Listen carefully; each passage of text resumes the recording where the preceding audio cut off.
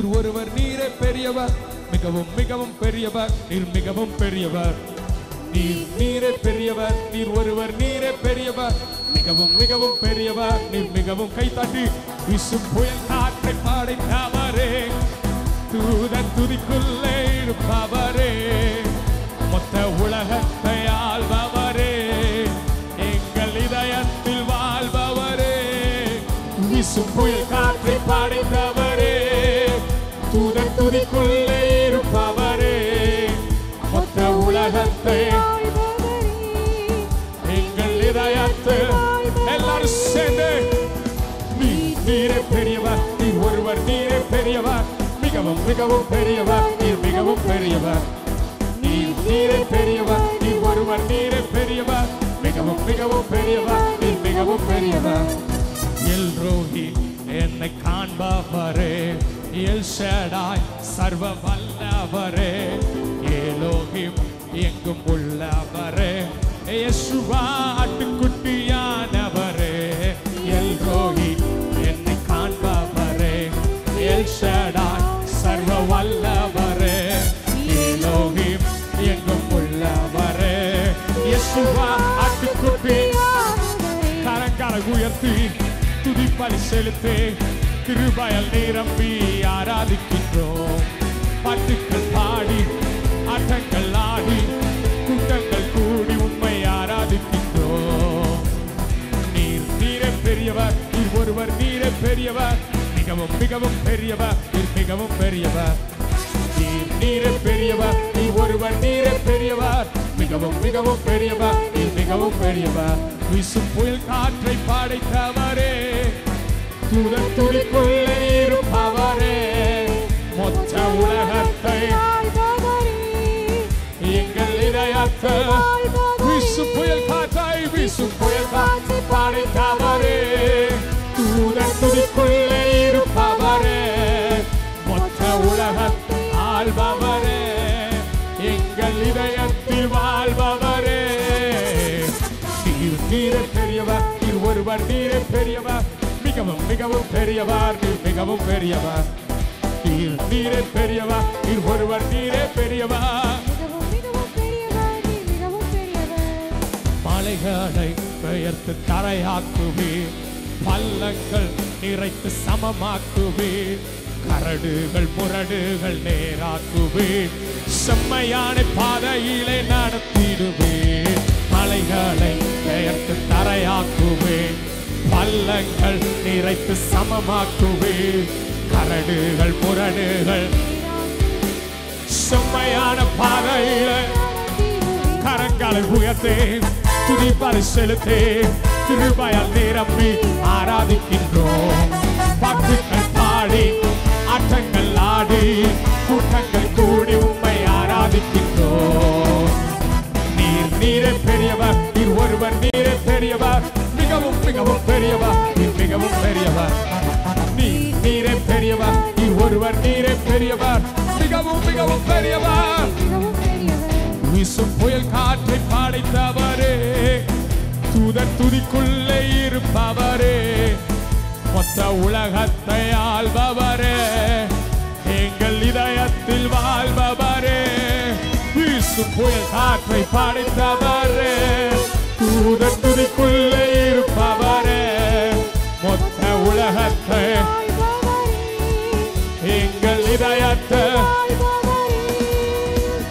நீர் நீரே பெரியவர் ஒருவர் நீரே பெரியவர் மிகவும் மிகவும் பெரியவர் நீர் மிகவும் பெரியவர் நீர் நீரே பெரியவர் நீர் ஒருவர் நீரே பெரியவர் நீங்க எல்லாம் சேர்ந்து பாடுங்க அக்கம் கட் பண்ணுங்க நீர் நீரே பெரியவர் நீர் ஒருவர் நீரே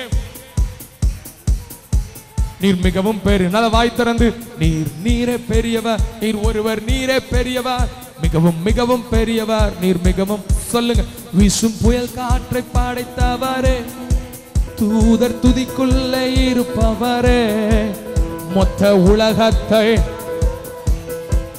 எங்கள் இதயத்தில் நல்ல கை தட்டி வீசும் புயல் காற்றை படைத்தவரே தூதர் துதிக்குள்ளே இருப்பவரே மொத்த உலகத்தை ஆள்பவரே எங்கள் இதயத்தில் வாழ்பவரே.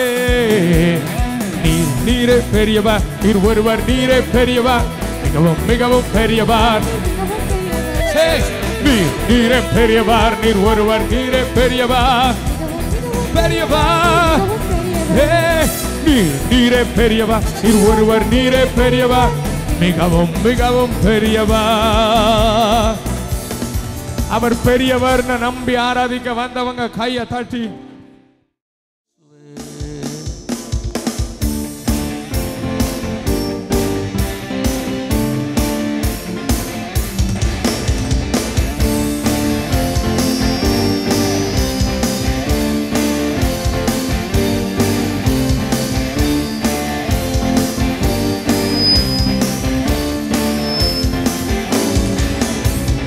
கிருபையால் நிலை நிற்கிறோ, தேவ கிருபையால் நிலை நிற்கிறோ, கிருபையால் நிலை நிற்கிறோ, தேவ கிருபையால் நிலை நிற்கிறோ. கிருப கிருப கிருப கிருப கிருப கிருப கிருப கிருப கிருபையால் நிலை நிற்கிறோ, தேவ கிருபையால் நிலை நிற்கிறோ, கிருபையால் நிலை நிற்கிறோ.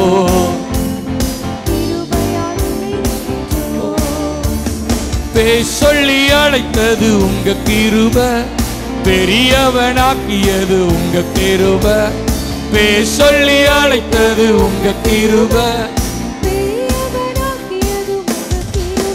கிருப கிருப கிருப கிருப கிருப.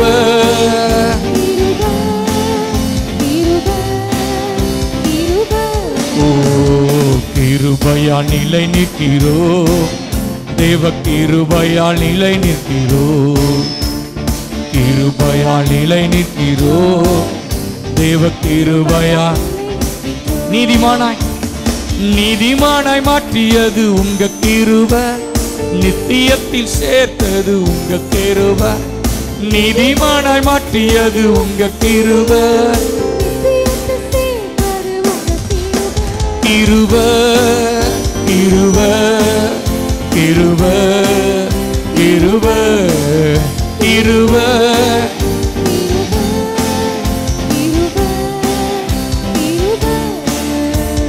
கிருபையால் நிலை நிற்கிறோ, தேவ கிருபையால் நிலை நிற்கிறோ, கிருபையால்.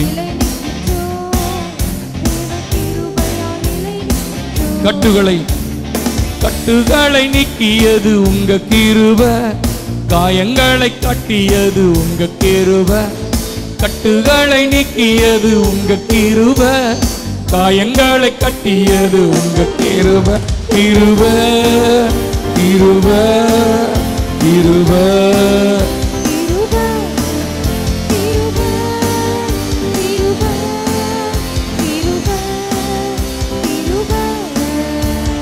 கிருபையால் நிலை நிற்கிறோ, தேவ கிருபையால் நிலை நிற்கிறோ, கிருபையால் நிலை நிற்கிறோ. இப்ப சேர்ந்து சொல்லுங்க. கிருப கிருப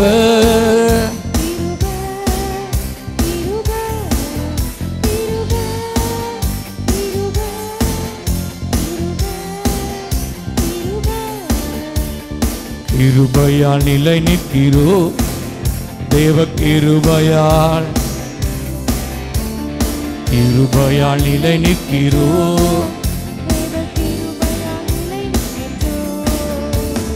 வல்ல கிருபை நல்ல கிருபை, வலுவாமல் காத்த சுத்த கிருபை, அக்கினியில் வேகாமல் காத்த கிருபை, தண்ணீரில் மூழ்காமல் தாங்கும் கிருபை.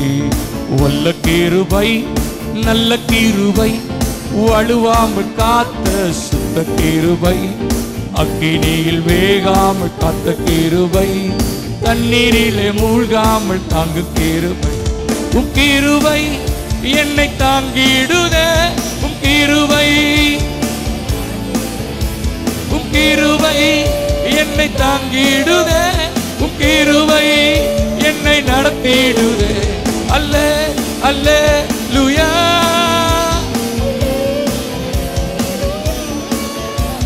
அல்லே அல்லேலூயா.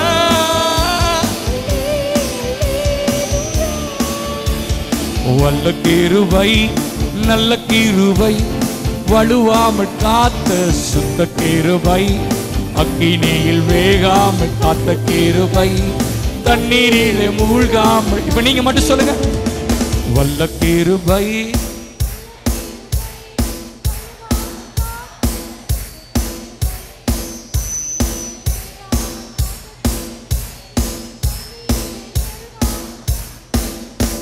உம் கிருபை என்னை தாங்கிடுதே, உம் கிருபை என்னை நடத்திடுதே, உம் கிருபை என்னை தாங்கி.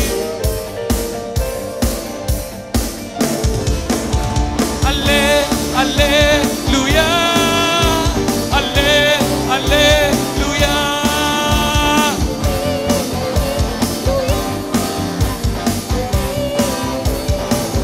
ஓ அல்லே அல்லேலூயா,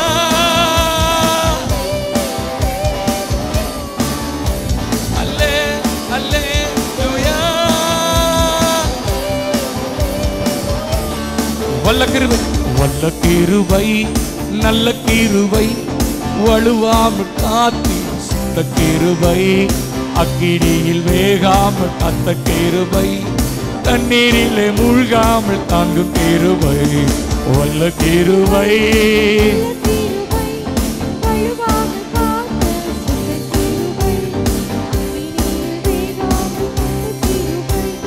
தண்ணீரிலே மூழ்காமல் தாங்கும் கிருபை. கையை தட்டி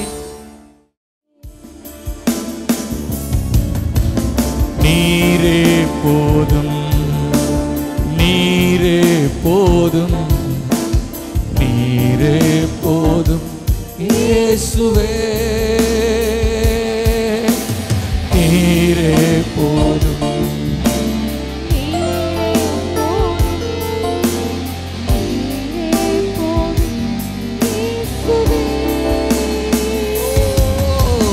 நீரே போதும், நீரே போதும், நீரே போதும் இயேசுவே, இயேசு நீரே,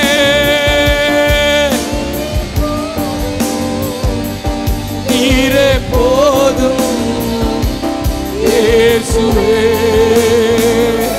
இயேசு நீரே,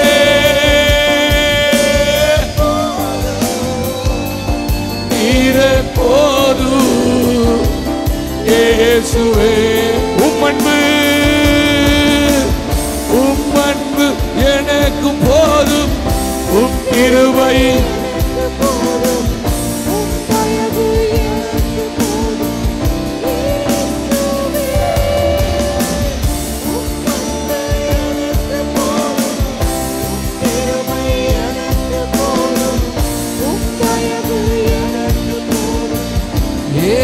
இயேசுவே. கைகளை தட்டி நீர் போதும் ஆண்டவரே, நீர் போதும், நீர் போதும். எங்க வாழ்க்கையில இறங்கி வாங்கப்பா. இந்த ஆராதனை வேளையில எங்க பலவீனங்கள் மாறட்டும், எங்க சுகவீனங்கள் மாறட்டும். உம்முடைய ஒரு சொட்டு ரத்தத்தின் வல்லமை இப்பொழுதே இறங்குவதாக. எல்லா கண்ணீர்கள், கவலைகள், எல்லா தோல்விகள் இயேசுவின் நாமத்தினாலே இப்பொழுதே மாறி போவதாக. எல்லா போராட்டங்கள் விலகி போவதாக. பிரிவினை ஆவிகள் குடும்பத்தை விட்டு விலகி போவதாக. சந்தேகத்தின் ஆவிகள் இயேசுவின் நாமத்தினாலே குடும்பத்தை விட்டு விலகுவதாக. இரத்தத்தை பூசுகிறோம். விடுதலை உண்டாகட்டும், அற்புதம் உண்டாகட்டும். கழுகை போல செட்டைகள் அடித்து ஆண்டவரே கண்மலையின் மேல கொண்டு எங்களை நிறுத்துவீராக. கண்மலையின் தேனினாலே எங்களை திருப்தியாக்குவீராக. நீரே போதும், நீரே போதும்.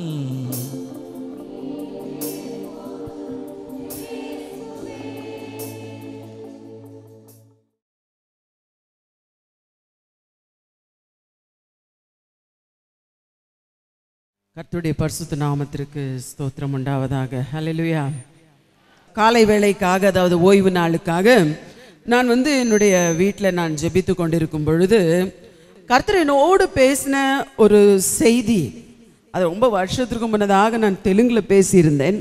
யூபிலி, தமிழில் யூபிலி என்று இருக்கிறது, ஆங்கிலத்தில் ஜூபிலி என்று சொல்லுவார்கள். அந்த செய்தியிலிருந்து நான் பேசினேன். அந்த ஒரு தலைப்பில் இருந்தான் பேச போகிறேன். ஆனால் கொஞ்சம் வித்தியாசமாக அதை எடுத்திருக்கிறேன். இன்று அதை குறித்து நீங்கள் நன்றாக புரிந்து கொள்ளும் பொழுது நம்முடைய வாழ்க்கையில் எது யூபிலியாக இருக்கும், ஜூபிலியாக இருக்கும் என்று சொல்லி நீங்கள் அறிந்து கொள்ளுவீர்கள். லூக்கா சுவிசேஷம் 4ஆம் அதிகாரம் 21ஆம் வசனத்தை நாம் பார்க்கும் பொழுது, லூக்கா 4ஆம் அதிகாரம் 21ஆம் வசனத்தை நாம் பார்க்கும் பொழுது, அப்பொழுது அவர்களோடு பேசத் தொடங்கி, உங்கள் காதுகள் கேட்க இந்த வேத வாக்கியம் இன்றைய தினம் நிறைவேறிற்று என்றார் என்று சொல்லப்பட்டிருக்கிறது. இப்ப இயேசு சொல்லுகிறார், இன்றைக்கு இந்த வேத வாக்கியம் உங்கள் செவிகளில் நிறைவேறிற்று. இன்றைக்கு நிறைவேறிட்டுனா என்ன? கர்த்தர் ஒரு வாக்குத்தத்தத்தை உங்களுக்கு கொடுப்பாரானால், ஒரு வார்த்தை உங்களுக்கு கொடுப்பாரானால், நான் பல வருஷங்களுக்கு முன்பு 1994ஆம் வருஷம், என்னுடைய சாட்சியில் இது ஒரு சின்ன ஒரு பாகம், 94ஆம் வருஷம், நேற்று சொன்ன 2 குழந்தைங்க இறந்து போச்சுன்னுட்டு ஷார்ட்டாக சொல்கிறேன். 94ல் 3ஆவதாக பிறந்த ஒரு ஆண் குழந்தை பிறந்து உயிரோடு இருந்து அந்த குழந்தை இறந்து போனது. அது ஒரு பெரிய ஸ்டோரி. இப்போ அதெல்லாம் சொன்னால், அந்த குழந்தை இறந்த அந்த டைமில் தான் யாரோ அன்னைக்கு கேட்டாங்க, நீங்கள் ஆண்டவரை முகமுகமாக பார்த்துருக்கிறீங்களா?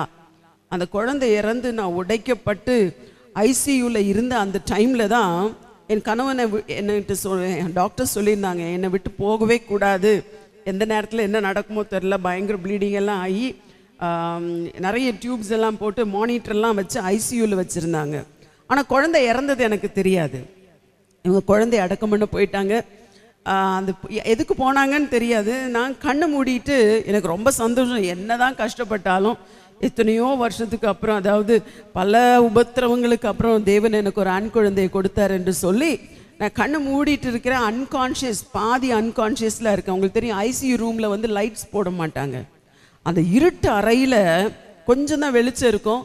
அதில் அப்படியே கொஞ்சம் கொஞ்சமாக ஒரு வெளிச்சம் அதிகரித்தே இருந்தேன். அப்போ யார் லைட் போட்டாங்கன்னு கண்ணை திறந்து பார்க்கும்போது இயேசுனுடைய முகத்தை நான் பார்த்தேன். முகமுகமாய் பார்த்தேன். பார்த்தோன்னே ஒரு நிமிஷம் எவ்வளோ சந்தோஷமாக இருந்துச்சுன்னா, நான் இயேசுவை பார்த்துட்டேன் அப்படின்னு சொல்லி அவரை பார்த்து கொண்டே இருக்கிறேன். அவருடைய கண்கள்லேருந்து அப்படியே கண்ணீர் வழி ஆரம்பித்தது. நான் கேட்டேன், ஆண்டவரே, lord, I am so happy, why are you sad? நான் ரொம்ப சந்தோஷமாக இருக்கிறேன் ஆண்டவரே, நீங்கள் ஏன் துக்கமாக இருக்கிறீர்கள் என்று சொல்லி நான் கேட்கும் பொழுது எந்த பதிலுமே வரல. ஒரு சில நொடிகள் தான் அந்த முகம் மறைந்து போனது. அந்த மறைந்து போனப்பறம் நான் யோசிக்க ஆரம்பித்தேன், எதுக்காக ஆண்டவர் இயேசு அழுதார்? இயேசு எதுக்கு எனக்கு இந்த மாதிரி ஒரு காட்சியை கொடுத்தார்? நான் எதுக்கு இயேசு என்ன இப்படி பார்க்கும்படியே வந்தார்? நான் யோசிச்சு, எனக்கு மேலேருந்து நிறைய டியூப்ஸ் தொங்குது, ஆக்சிஜன் மாஸ்க்லேருந்து பிளட்டு போடுறதுலேருந்து நிறைய டியூப்ஸ் தொங்குது. நான் ஒருவேளை அதை விட நிறைய உபத்திரங்கள்லாம் பட்டிருக்கிறேன். எதுக்குன்னே புரியல. ஆனால் என் ஹஸ்பண்ட் வந்த உடனே கொஞ்சம் துக்கமாக உள்ளே வந்தாங்க ஒரு 3 ஹவர்ஸ்க்கு அப்புறம். அப்போ நான் கேட்டேன், எங்கப்பா போனீங்க அப்படின்னு. நீ முழிச்சு தான் இருக்கியா, தூங்கலையா? நான் இல்லை, முழிச்சிருக்கிறேன். அவங்ககிட்ட அதை நடந்தது சொல்லலை. அப்போ சொன்னாங்க, கம்பெனியில் எங்களுக்கு பயங்கர கடன் பிரச்சனை, அதனால் அதெல்லாம் பார்க்க போனேன். 94ஆம் வருஷம், பிரதருடைய சாட்சி அதுதான்.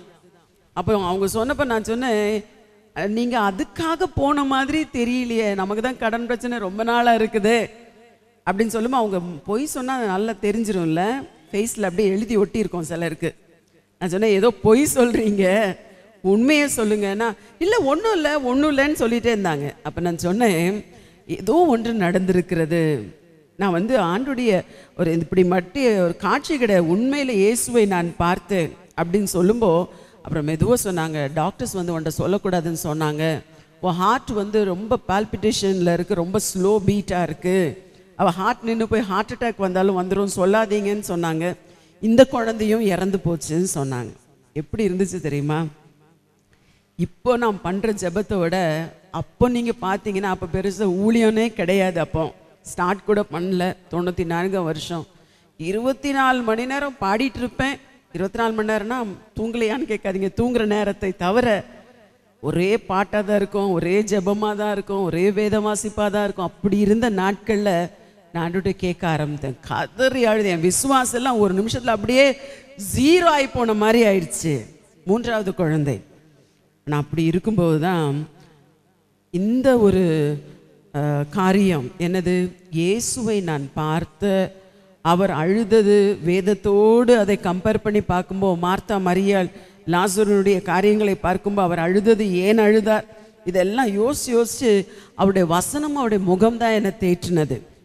அப்புறம் பயங்கர கடன் பிரச்சனையில் அந்த பிரதர்ஸ் மத்தியில் இருந்து அந்த பிஸ்னஸ் எல்லாம் பிரித்து இவங்களை மட்டும் ஒதுக்கி வச்சுட்டாங்க. ஒன்றுமே இல்லாமல் நான் போட்டு போன ஜுவல்ஸு, காரு, ஆஸ்திகள் எல்லாமே போயிடுச்சு. திரும்பி வரும், நாங்கள் அந்த ஊரை விட்டு இங்கே திருநெல்வேலிக்கு திரும்பி வந்துட்டோம். இங்கே திருநெல்வேலியில் நாசரேத் பக்கத்தில் ஒய்யாங்குடின்னு ஒரு கிராமம். என் ஹஸ்பண்டுக்கு அதான் ஊர், எனக்கும் என் தகப்பனாருக்கும் அதான் சொந்த ஊர். திரும்பி வந்து அந்த நேரங்களில் 3 மாதம் இருக்கும்போது எவ்வளோ ஒரு பயங்கரமாக இருக்கும்னா, வீட்டை விட்டு வெளியே எழும்பி நடக்க முடியாது. ஒரு பக்கம் ஒன்றும் இல்லை, அவங்க ரிலேட்டிவ்ஸாக இருப்பாங்க, இல்லை என் ரிலேட்டிவ்ஸாக இருப்பாங்க. சர்ச்சுக்கு போக முடியாது. அப்படியே மூஞ்சில் அடித்த மாதிரி கேட்பாங்க, என்ன பிள்ளை இந்த குழந்தைய இறந்து போச்சாமே, எப்படி பேசுவாங்கன்னு உங்களுக்கு தெரியும்ல. கிராமங்களில் பயங்கரமாக இருந்துச்சு. அந்த நேரத்தில் 3 மாதங்கள் ஏன் இது நடந்துச்சுன்னு ஆண்டவரை கேட்கவே முடியாது. அப்படிப்பட்ட நாட்களில் ஜெபத்தில் இருந்து ஒரு நாள் உங்களுக்கு தெரியும், டிசம்பர் 31ஆம் தேதி இரவு வாக்குத்தத்த கூட்டம்னு, அதாவது அந்த முழு இரவு புது வருட பழைய வருட ஆராதனை நடக்கும்ல சிஎஸ்ஐ சர்ச்சில். நாங்கள் போய் உட்காந்துருக்குறோம். அன்னைக்கு ஃபுல்லாக ஃபாஸ்டிங்கில் இருந்துட்டு, ஆண்டவரே என்னோடு நீர் பேசும். ஆண்டவர் எப்படி பேசுவார்னு தெரியாது, சர்ச்சிலேருந்து பேசுவார்னு எதிர்பார்க்க முடியாது. அந்த வாக்குத்தத்தை அட்டைங்க கொடுப்பாங்க, ஒவ்வொருத்தருக்கும் ஒவ்வொரு வாக்குத்தத்தம் பிரிண்ட் பண்ணியிருக்கோம். அந்த வாக்குத்தத்த அட்டையை எடுக்கிறதுக்காக உபவாசம் ஜெபம் இருந்தேன். நான் நடந்து போனேன், ஒரு வாக்குத்தத்த அட்டையை எடுத்து வந்து என் இடத்துல உட்கார்ந்து கொண்டேன். உட்கார்ந்துட்டு அதை திறந்து பார்த்தேன். ஆதியாகமம் 28 இருந்து யாக்கோபோடு தேவன் சொன்னது போல அவர் சொல்லுகிறார், நான் உன்னோடு கூட இருந்து நீ போகிற இடத்துல எல்லாம் உன்னை காத்து உன்னை ஆசீர்வதித்து நீ இங்கே திரும்பி வரும் வரைக்கும் நான் உன்னோடு கூட இருப்பேன். நான் சொன்னதை நிறைவேற்றி தீரும் அளவும் நான் உன்னை கைவிடுவதில்லை. அதை வாசிச்ச உடனே மறுபடியும் ஆண்டவர் போ சொல்றாரா? எனக்கு யார்ட்டையும் வெளியே சொல்லலை. ஆண்டவர் மறுபடியும் அங்கே வாரங்கள் போ சொல்றாரா என்று யோசித்து கொண்டு நாங்கள் நினச்சோம், நாங்கள் சரி போகலான்னு ஓரளவுக்கு முடிவு எடுத்துட்டோம். மறுபடியும் ஆந்திராவுக்கு போகலான்னு ஒன்றுமே கிடையாது. அப்போ நான் சொல்கிறேன், 3ஆம் தேதி மோகன்சி அண்ணனை பார்க்க போகிறோம். அப்போ நான் ஜெபம் பண்ணுறேன், ஆண்டவரே அந்த 3 நாளும் ஆண்டவருடைய சமூகத்தில் உபவாசம் இருந்து ஜெபித்து நான் சொல்கிறேன், ஆண்டவரே நீர் பேசினது இந்த வாக்குத்தத்தம் உண்மையானால், அண்ணன் எனக்கு ஜெபம் பண்ணும்போ என்ன சொல்லணும், இந்த வார்த்தையை சொல்லி. அப்போ நான் யோசிக்கிறேன், பைபிளில் எத்தனை வாக்குத்தத்தம் இருக்கு, அவங்க ஏன் அதையே சொல்லணும்? வருமா இல்லையா சந்தேகம்? ஒரு பக்கம் பயம், இன்னொரு பக்கம் எதிர்பார்ப்பு. 4 மறுபடிக்கு வந்தோம். எங்கள் ஃபேமிலி பெரிய எல்லாரும் வந்திருந்தாங்க. நியூ இயருக்கு எல்லாரும் வந்து ஒரு 12 பேர் முழங்கால் போட்டிருப்போம். அப்போ ஒவ்வொருத்தராக ஜெபம் பண்ணிட்டு லாஸ்ட்டில் நானும் என் ஹஸ்பண்டும் முழங்கால் போட்டிருந்தோம். 2 பேர் தலையிலையும் கை வச்சாங்க. அவங்களுக்கு பிஸ்னஸை பற்றி சொன்னாங்க. எனக்கு ஹார்ட்லாம் அடிக்குது, ஐயோ அந்த வாக்குத்தத்தம் என்ன சொல்கிறாரோ என்ன சொல்கிறாங்களோன்னு.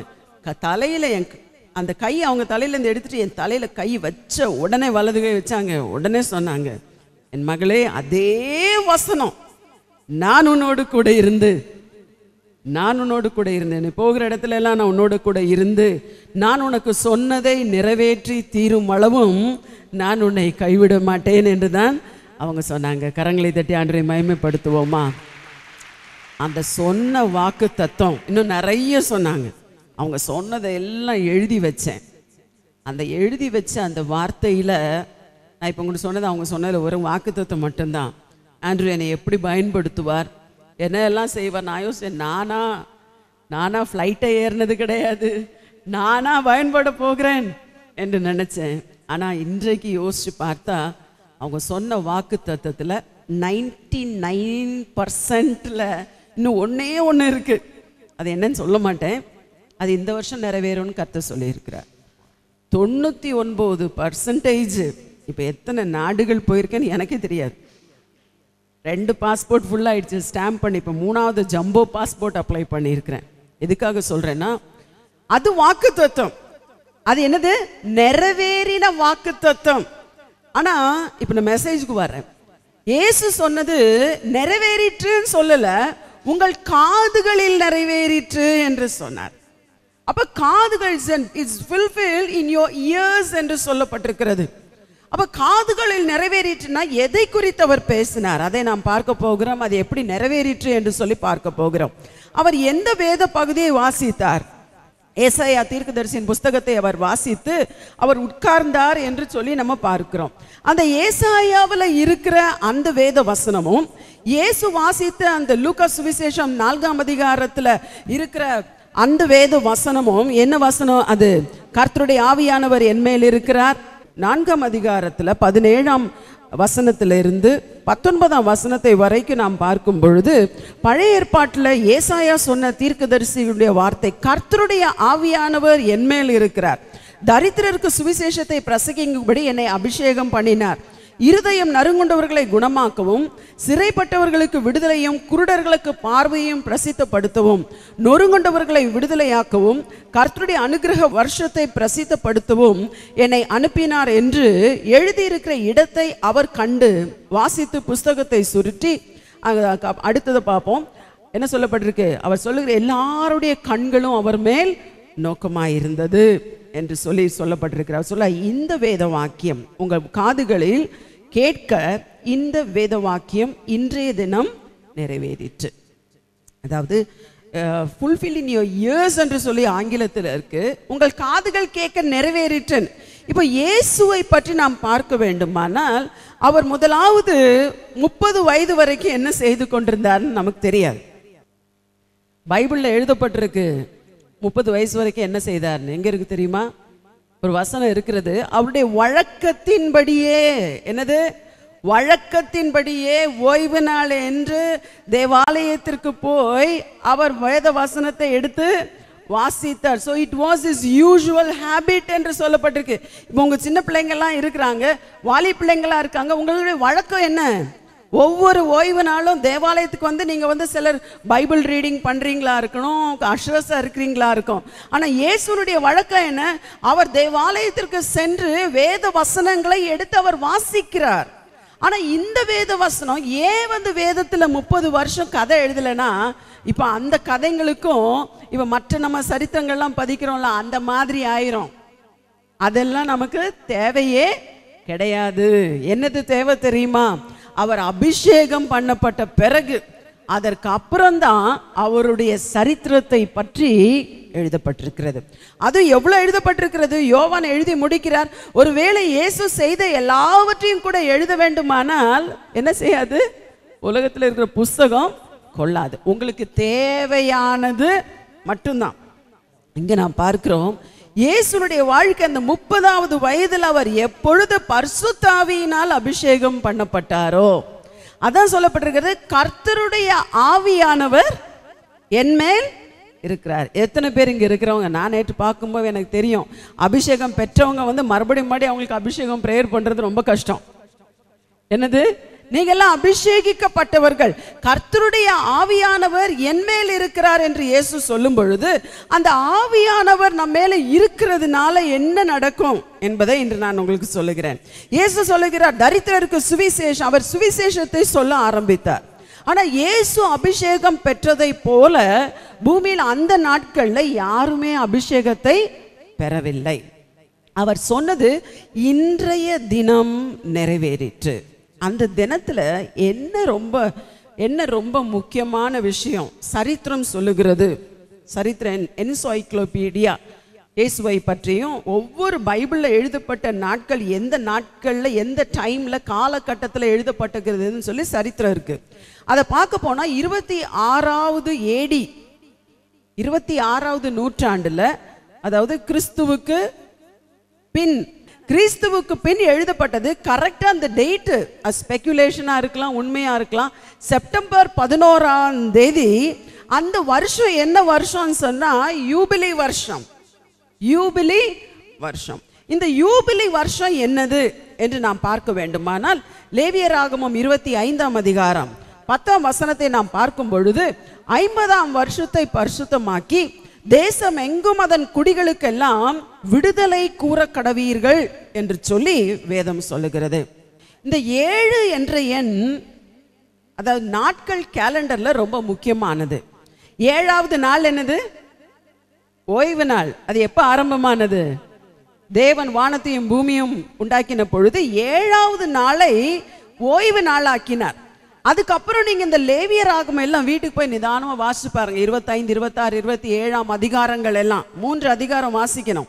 அந்த 3 அதிகாரங்களை நீங்கள் வாசித்து பார்ப்பீர்களானால் அங்க ஓய்வு நாளை மட்டுமல்ல, அதுக்கப்புறம் 7ல இருந்து இங்க சொல்லப்பட்டிருக்கிறது 50ஆம் வருஷம். 7வது நாள் முக்கியம். அதே மாதிரி 7 × 7 எவ்வளவு? 7 × 7 49. 49 வந்து 7 ஓய்வு நாட்கள் வரும். சரியா? 7 ஓய்வு நாட்கள். 7 ஓய்வு நாட்கள் முடிந்து அதுக்கு அடுத்தது வர்றது வந்து இப்போ ஓய்வு நாள் கால்குலேட் பண்ணாம லேவியராகமத்தில் இருக்கிறது அரிப்பின் பண்டிகையை குறித்து நாம் பார்க்கிறோம். என்னது? அரிப்பின் பண்டிகை. இந்த அரிப்பின் பண்டிகையில் 2 பண்டிகை உண்டு. ஒரு அரிப்பின் பண்டிகை எப்படின்னா, அந்த கதிர் முளைச்சு வரும் பாருங்க, நெல் முளைச்சு வரும்னு வைங்க. அந்த நெல் முளைச்சு வரும்போவே அந்த இளங்கதிரை பறித்து கொண்டு வந்து அந்த முதலாவது அந்த கதிரை ஆண்டுடைய சந்நிதியில வைப்பாங்க. பைபிள் படி நிறைய பயிர்கள் விளைகிறதுக்கு 50 நாட்கள் ஆகும், 50 days. அந்த 50வது நாள் முழு கதிர் இருக்கும் பாருங்க, அந்த முழு கதிரை அறுத்து கொண்டு அதான் பெரிய அறுவடை. அது என்னது? 50வது நாள். 7வது ஓய்வு நாளுக்கு அடுத்த நாள் அவர்கள் என்ன கொண்டாடுவார்கள் என்றால், அந்த 50வது நாளை அவங்க என்ன சொல்லுவாங்க? பெரிய அறுவடையாக கொண்டாடி வருஷத்திற்கு ஒரு முறை அதை யூபிலி ஆண்டாகவும், எப்படி அதை வந்து அறுவடையின் பண்டிகையாகவும் கொண்டாடுவார்கள். ஆனா பெரிய அறுவடையின் பண்டிகைன்னு ஒண்ணு உண்டு. அதுதான் என்னது? யூபிலி வருஷம். இந்த 50வது வருஷத்துல என்னது? 7 ஆண்டுகள். 7 ஆண்டுகள்ல அதை மல்டிப்ளை பண்ணணும். எத்தனை வருஷம்? 7 × 7 49. 49 முடிஞ்சு 50வது வருஷம் வந்துச்சுன்னா என்ன தெரியுமா செய்யணும்? 50வது வருஷம் தான் இப்ப நம்ம எல்லாம் பேங்க்ல போய் நிலம் பத்திரம் எல்லாம் அடகு வைக்கிறோம்ல, வைக்கிறீங்களா? அந்த மாதிரி நம்ம நாட்டில் இருந்தால் நல்லா இருக்கும்ன்றீங்களா? ஐயோ சண்டை போட்டுருக்காங்க, விவசாயிகள் கடனை மன்னிச்சிருங்க, அதை மன்னிச்சிருங்க, இதை மன்னிச்சிருங்க. வட்டிக்கு மேலே வட்டி போட்டு குட்டிக்கு மேலே குட்டி போடுது வட்டி, இல்லையா? எங்கே போனாலும் அப்படிதான் இருக்கு. ஆனால் பழைய ஏற்பாட்டில் வேத பிரகாரம் 7 வருஷம் அந்த மாதிரி 77 × 7 45 வருஷத்துக்கு அப்புறம் யார் யார் அடகு வைக்கிறாங்களோ, 49 வருஷம் உங்ககிட்ட அடுத்தவங்க சொத்து இருக்கா, அது எத்தனை கோடி சொத்துனாலும் சரி திருப்பி கொடுத்துடணும். அதே போல அந்த 50வது வருஷத்துல அடிமைகளை கூட கண்டிப்பாக விடுதலை செய்தே ஆக வேண்டும். ஆகையால் 50வது ஆண்டு என்ன ஆண்டு? யூபிலினா என்னது? நமக்கு அப்பா யூபிலின்னு ஒன்று சில்வர் ஜூப்ளி, என்னென்ன ஜூப்ளி இருக்கு? Golden jubilee. 50வது வருஷம் நம்மெல்லாம் சொல்லிடுறோம். ஜூப்ளினா என்ன? செலிப்ரேஷன். அந்த செலிப்ரேஷன் என்ன செலிப்ரேஷன் நினைக்கிறீங்க? உண்மையாக ஒரு யூபிலி செலிப்ரேஷன் பண்ணணும்னா இயேசு சொல்லுகிறார், இன்று நிறைவேறிட்ட இயேசு தேவாலயத்தில் நின்ற அந்த வருஷம் இஸ்ரவேலினுடைய சரித்திரத்தின்படி அது யூபிலி ஆண்டு. இயேசு சொல்லுகிறார், ஒருவேளை பழைய ஏற்பாட்டின்படி இவை எல்லாம் இருக்குமானால் இன்றைக்கு உண்மையான விடுதலை என்னது? இயேசு சொல்லுகிறார், கர்த்தருடைய ஆவியானவர் என் மேல் இருக்கிறார். இப்போ கரெக்டா இன்னைக்கு நம்ம புதிய ஏற்பாட்டில் இருக்கிறோம். இப்போ நம்ம புதிய ஏற்பாட்டுக்கு வருகிறோம். இயேசு பெரிய பெந்தெகோஸ்ட், பெரிய பஸ்காவாகிய நாள் வந்த பொழுது, இயேசு எப்ப சிலுவையில் அறையப்பட்டார்? பெரிய பஸ்காவாகிய நாள் வந்த பொழுது, the great passover.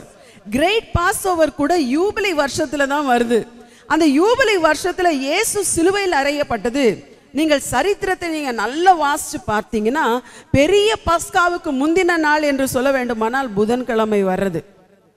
ஆனா இயேசு பெரிய பஸ்காவின் அன்று அவர் அடிக்கப்பட்டு அன்று இரவே பஸ்கா ஆரம்பமாகுதுன்னு சொல்லி அவசர அவசரமாக கொண்டு போய் அவரை என்ன பண்ணுறாங்க, அடக்கம் பண்ணிடுறாங்க.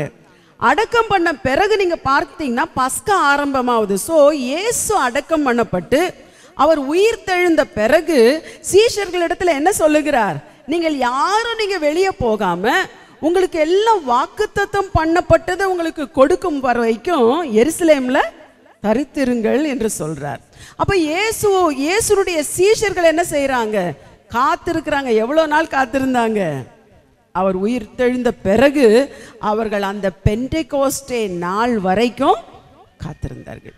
இப்ப எல்லாம் நீங்க உங்கள் பைபிளை திருப்பிக் கொள்ளுங்கள். அப்போஸ்தலர் 2ஆம் அதிகாரத்திற்கு நான் பார்க்க போகிறோம். இன்றைக்கு தேவையான மெசேஜ் அதான் பழைய ஏற்பாட்டை கொஞ்சம் அப்படி சொல்லி புதிய ஏற்பாட்டுக்கு வந்தேன். எத்தனை பேர் இதை வாசிச்சிருக்கிறீங்க? ஆனா இதுல இருக்கிற ஒரு ரகசியத்தை நான் இன்று உங்களுக்கு வெளிப்படுத்த போகிறேன். இது எங்கன்னா என்சைக்ளோபீடியால படிச்சதில்ல.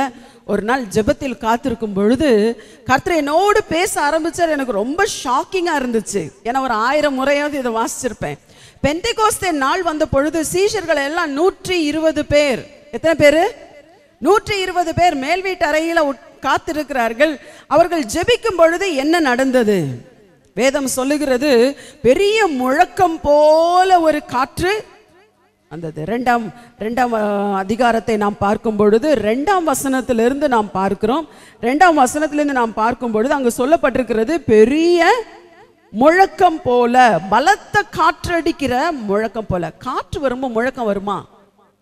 120 பேர் மேல் வீட்டறையில் காத்திருந்த பொழுது பலத்த காற்றடிக்கிற முழக்கம் போல வானத்திலிருந்து சடுதியாய் ஒரு முழக்கம் உண்டாகி அவர்கள் உட்கார்ந்திருந்த வீடு முழுவதையும் நிரப்பிற்று. எத்தனை பேர் நீங்க எருசலேம் போய் பார்த்துருக்கீங்களோ எனக்கு தெரியாது. ஒருவேளை அந்த மேல் வீட்டு அறையை பார்த்தா, இப்போ நம்ம மேல் வீடுன்னு சொல்லும்போது நம்ம நினைப்போம் ஃபர்ஸ்ட் பங்களா, செகண்ட் பங்களா, 3rd ஃப்ளோர் பங்களா. அப்படியெல்லாம் கிடையாது. சும்மா ஒரு மண் படி தான் இருக்கும். நீங்க ஏறி போனா அந்த மேல் வீட்டு அறை. இப்போ நல்ல கவனிங்க, ஒரு முறை காற்று என்று வேதம் சொல்லும் பொழுது ரூவா காற்று கேட்டிருப்பீங்கல்ல. ஆனா காற்றுக்கு இன்னும் ஒரு விண்ட் என்ற வார்த்தைக்கு நம்ம கிரேக்கு மொழியில நம்ம டிரான்ஸ்லேஷன் பார்த்தா கர்த்தருடைய ஆவி என்று சொல்லப்பட்டிருக்கு. கர்த்தருடைய சுவாசம் அல்லது the breath of God, அதுதான் அதுக்கு அர்த்தம். the breath of God, கர்த்தருடைய என்ன மூக்கில் இருந்து சுவாசத்திலிருந்து வருகிற காற்று என்று அர்த்தம். இப்போ ஒரு பெரிய காற்று வந்தது. காற்று எதை குறிக்கிறது? இயேசு நிக்கதேமோடு பேசும் பொழுது அவர் என்ன சொல்லுகிறார்? நிக்கதேமுக்கு கேட்கிற, ஆண்டவரே நான் மறுபடியும் எப்படி பிறப்பேன்? நான் மறுபடியும் என் தாய் வயிற்றுல போய் நான் மறுபடியும் பிறப்பேனா? எந்த முட்டாளாவது இப்படி ஒரு கேள்வி கேட்பாங்களா? அவன் கேட்கிறான், எப்படி நான் மறுபடியும் பிறக்க முடியும்? என் தாய் வயிற்றுல போய் நான் மறுபடியும் பிறப்பேனா? இயேசு சொல்லுகிறான், மறுபடி பிறக்கிறது என்ற ஆவியில பிறக்கிறது. அதை எதற்கு கம்பேர் பண்றாருன்னா, காற்று எங்க இருந்து வருகிறதோ நமக்கு தெரியாது, எங்க போகிறதோ நமக்கு தெரியாது. அதே போலதான் ஆவியில பிறக்கிறவன். கர்த்தருடைய காற்று வீசும் பொழுது என்ன நடக்கும்? அங்க 2வது நாம் பார்க்கிறோம், எழுப்புதல் உண்டாகிறது. 2வது என்ன நடக்குது? அடுத்தது நாம் பார்க்கிறோம், அக்கினி மயமான நாவுகள். எல்லாம் சொல்லுங்க, என்ன வந்தது? நம்ம அக்கினி அக்கினி அக்கினி அக்கினி அக்கினி ஊற்று அக்கினி ஊற்று அக்கினி ஊட்ட என்ன நடக்கும்? அக்கினி ஊட்டினா எல்லாரும் அப்படி சும்மா உட்காந்துட்டு இருப்பீங்கன்னு நினைக்கிறீங்களா? இல்லவே இல்லை. அக்கினி வந்த அடுத்தது வருகிறது. என்ன வருகிறது? அதற்கு நாவுகள் என்ன சொல்லப்பட்டிருக்கு? என்ன சொல்லப்பட்டிருக்கு? நாவுகள். நாவுகள் அக்கினி வந்தா என்ன நடக்கும்? நாவு. நாவு எதுக்கு கொடுத்திருக்கிறார் ஆண்டவர்? பேசுறதுக்கு இல்ல. utterance, we call it utterance in English. utterance என்று சொன்னால் வாயிலிருந்து வருகிற எல்லா சத்தமும் utterance தான். நீங்க பேபேன்னு சொன்னாலும் utterance சத்தம் தான். என்னது? வாயிலிருந்து வருகிற எல்லா சத்தங்களும் அதுதான். என்னது? அது வார்த்தை கிடையாது, அது சத்தம். ஒரு முறை கிறிஸ்டியன் நான் இதை நாசாவில் இருக்க ஒரு சிலர்கிட்ட பேசும்பொழுது, சில சயின்டிஸ்ட் கிட்ட பேசும்பொழுது இதில் ஒரு சில காரியங்களை நான் சொன்னேன். ஒரு கிறிஸ்மஸ் மீட்டிங்காக ஆயத்தப்பட்டு கொண்டிருந்தேன். அப்போ தெலுங்கு பைபிள் வாசிக்கணும். நான் தெலுங்கு பைபிள் எத்தனை முறை எங்களுக்கு ஆந்திரா வந்தாச்சுன்னா டிசம்பர் 1ஆம் தேதியிலேருந்து டிசம்பர் 25ஆம் தேதி வரைக்கும் ஃபுல் பேக்கடாக இருப்பேன். ஏன் தெரியுமா? எங்கே பார்த்தாலும் city Christmas, pastors Christmas, semi Christmas, அந்த கிறிஸ்மஸ் இந்த கிறிஸ்மஸ்னு ப்ரோக்ராம் இருக்கும். ஃபுல்லாக ப்ரோக்ராம் இருக்கும். டெய்லி எத்தனை மெசேஜ் தான் பேசுறது? ஆண்டுடைய பிறப்பு சரி வாசிக்கிற எல்லா முறை வாசிக்கிற மாதிரி தெலுங்கு பைபிள் வாசிப்போம் என்று மத்தேயு 1ஆம் அதிகாரம் வாசிக்க ஆரம்பித்தேன். அதுல வாசிக்கும் பொழுது அவருக்கு இயேசு என்று பெயரிடுவாயாக இருக்குல்ல. அந்த இயேசு என்று பெயரிடுவாயாக என்ற வார்த்தைக்கு மேல இயேசுக்கு மேல நம்பர் 1ன்னு ஒரு சின்ன 1 போட்டு அதுக்குடைய அர்த்தம் வந்து கீழே டெஃபினிஷன் இருக்கும், கன்கார்டன்ஸ் பைபிள். அப்ப கீழே இருக்கிற அர்த்தம் என்னதான் இருக்க போது? இயேசு என்றால் ரட்சகர் என்று அர்த்தம். இயேசுனா என்னது? ரட்சகர் என்று சொல்லி நம்ம பார்க்கிறோம். அந்த இயேசு என்ற ரட்சகர்ல என்னதான் இருக்க போகுதுன்னு சொல்லி கீழே வாசிச்சு பார்க்கும்போது தெலுங்குல இருக்கு இயேசு அனி சப்தமுனக்கு. என்னது? சப்தமுனக்கு. சப்தம்னா என்னது? நமக்கு மலையாளத்துல சப்தம்னு சொன்னா சவுண்டு, சான்ஸ்கிரிட்ல சப்தம்னு சொன்னா சவுண்டு. அப்ப இயேசுன்ற சவுண்டு எங்க இருந்து வருது? எங்க இருந்து வருது? சத்தம் எங்க இருந்து வருது? எங்க இருந்து வருது? நாக்குல இருந்து வருதா? இல்லவே இல்லை, உள்ள இருந்து வருது. உங்களுக்கு உள்ள இருந்து வருகிற எல்லா சத்தமும் அதுக்கு ஒரு மீனிங் இருக்கும், சில வார்த்தைகளுக்கு. நல்ல கவனிங்க இத. அப்ப ஆதியில என்ன இருந்தது நம்ம பார்க்கிறோம். ஆதியில தேவன் வானத்தையும் பூமியும் உண்டாக்கினார். எல்லாத்தையும் எப்படி உண்டாக்கினார்? அந்த வார்த்தையினால் எல்லாவற்றையும் உண்டாக்கினார். அந்த வார்த்தை யாரு? சீக்கிரம் சொல்லுங்க, அந்த வார்த்தை யாரு? அப்ப இயேசுதான். இங்க என்ன சொல்லப்பட்டிருக்கு? மத்தேயுல நான் சொன்னேன், தெலுங்குல எழுதப்பட்டிருக்கு சப்தம்னு சொல்லப்பட்டிருக்கிறது. ஆதியில தேவன் முதலாவது சொன்ன வார்த்தை என்ன வார்த்தை? ஒரு சத்தம், just the boom. என்னது? தேவன் வாயை திறந்து சொன்ன முதல் வார்த்தையில இந்த சிருஷ்டி எல்லாம் உண்டானது. பெருசா அவர் முணு நம்ம ஜெபம் பண்ற மாதிரிலாம் உட்காந்து அவர் ஜெபம் பண்ணல. ஜஸ்ட் his word, ஒரே வார்த்தை. அப்போ ஒரு மனுஷனுடைய வாயிலிருந்து வர்றது முதல் வார்த்தை எல்லாமே சத்தத்துல உருவாகிறது. இயேசுவும் அப்படிதான் உருவானார். இப்ப இன்னொன்னு உங்களுக்கு ஆச்சரியமான ஒரு விஷயம் சொல்ல போறேன். ஒரு குழந்தை பிறக்கும் போது, பெண்கள்லாம் இருக்கீங்க, உங்களுக்கு எல்லாம் தெரியும், ஒரு குழந்தை பிறந்த உடனே டாக்டர்ஸ் என்ன பார்ப்பாங்க? அழுதா என்ன பார்க்கணும்? சவுண்டு போடுதான்னா பார்ப்பாங்க. லங்ஸ் நல்லா இருக்கா, கண்ணு நல்லா இருக்கா, மூக்கு நல்லா இருக்கா, குழந்தைய தொடச்சோமா, இதெல்லாம் பார்க்க மாட்டாங்க. என்ன பார்ப்பாங்க? அந்த குழந்தை சவுண்டு போடலன்னா என்ன அர்த்தம்? Some problem. First lungs block ஆயிருக்கான்னு சொல்லி நேசலுக்குள்ள கொண்டு பைப்பு விட்டு ஊதுன்னு ஊதுவாங்க, தெரியுமா? ஒரு சிருஷ்டியினுடைய ஆரம்பம் சத்தத்துல தான் உருவாகிறது. மரியாள் சத்தத்தை தனக்குள்ள ஏற்றுக்கொண்டால் அது உருவாச்சு. இந்த சவுண்டை பத்தி எனக்கு என்ன ஞாபகம் வந்துச்சுன்னா, இப்ப நான் ஹிந்துஸ் தியரி நான் சொல்ல போறது இல்லை, அவங்களாதான் நம்புறாங்க. என்னது? ஒரு சத்தத்தையே சொல்லி அந்த ஃபுல்னஸ் ஆஃப் வேர்ட்ல இங்கிலீஷ் ஆல்பபெட்ல ப்ரொனவுன்ஸ் பண்றதுல ரொம்ப. நான் வந்து இங்க ஆங்கிலோ இந்தியன் ஸ்கூல்ல படித்தேன், தூத்துக்குடியில. உங்களுக்கு சொல்றேன்ல, நேத்தே சொன்னேன், 2 years படித்தேன், 11th and 12th. அப்போ படிக்கும்போது எங்களுக்கு ஒரு சிஸ்டர் இருந்தாங்க. அந்த சிஸ்டர் ரொம்ப ஸ்ட்ரிக்ட் இங்கிலீஷ் கிளாஸ். 11th ஸ்டாண்டர்ட்ல வந்து நாங்கள் இங்கிலீஷ்லாம் கரெக்டாக ப்ரொனவுன்ஸ் பண்ண மாட்டேன்றோம் சொல்லி ஒரு நாள் ஒரு பீரியட் ஃபுல்லாக என்ன சொல்லி கொடுத்தாங்க தெரியுமா? ஏபிசிடி சொல்லி கொடுத்தாங்க. மேலே எழுதின ஆல்பபெட் கிடையாது, ப்ரொனவுன்ஸ். நிறைய பேர் ப்ரொனவுன்ஸ் பண்ணுறதுல என்ன தப்பு ப்ரொனவுன்ஸ் பண்ணாங்கன்னா ஓ. என்னது? ஓ என்ற ஆல்பபெட் நீங்கள் பார்த்தீங்கன்னா அந்த ஓவை வந்து நீங்கள் ஒரு வேளை கால்குலேட்டரில் சில நேரம் அடிச்சிங்கன்னா ஓக்கும் ஜீரோக்கும் ரொம்ப கன்ஃபியூஸ் ஆயிரும், தெரியுமா? சில கோட்ஸ் எல்லாம் கொடுப்பாங்க எனக்கு. நான் யோசிப்பேன், இது ஜீரோவா? ஜீரோனா கொஞ்சம் அப்படி இழுத்துக்கிட்டு இருக்கோம், ஓனா எப்படி இருக்கும்? ரவுண்டாக இருக்கும்.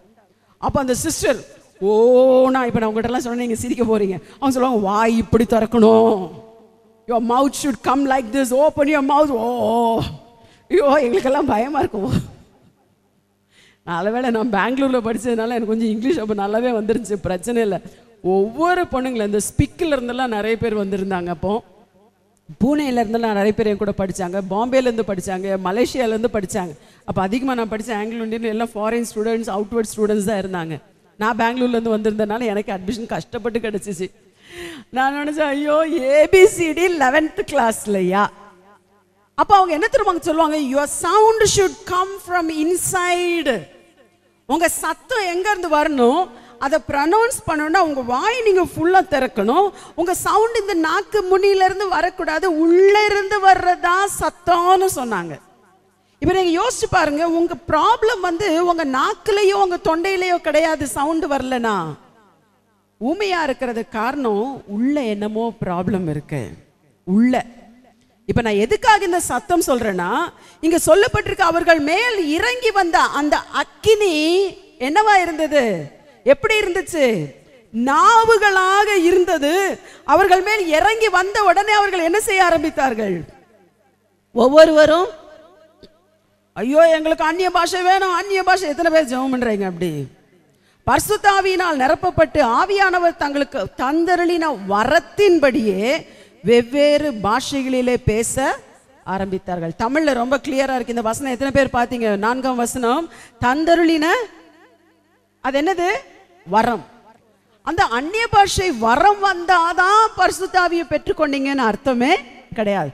ஏன் கிஃப்ட் ஆஃப் ப்ராஃபஸியை பெற்றுக்கொள்ளலாம், அல்லது வேற ஏதாவது கிஃப்ட் வரலாம். ஏன்னா இந்த நாட்கள்ல என்ன வரம் வேணாலும் உங்களுக்கு தேவன் கொடுக்கலாம். ஆனா அன்றைக்கு தேவன் கொடுத்த, எல்லாருக்கும் கொடுத்த ஒரு வரம் என்ன தெரியுமா?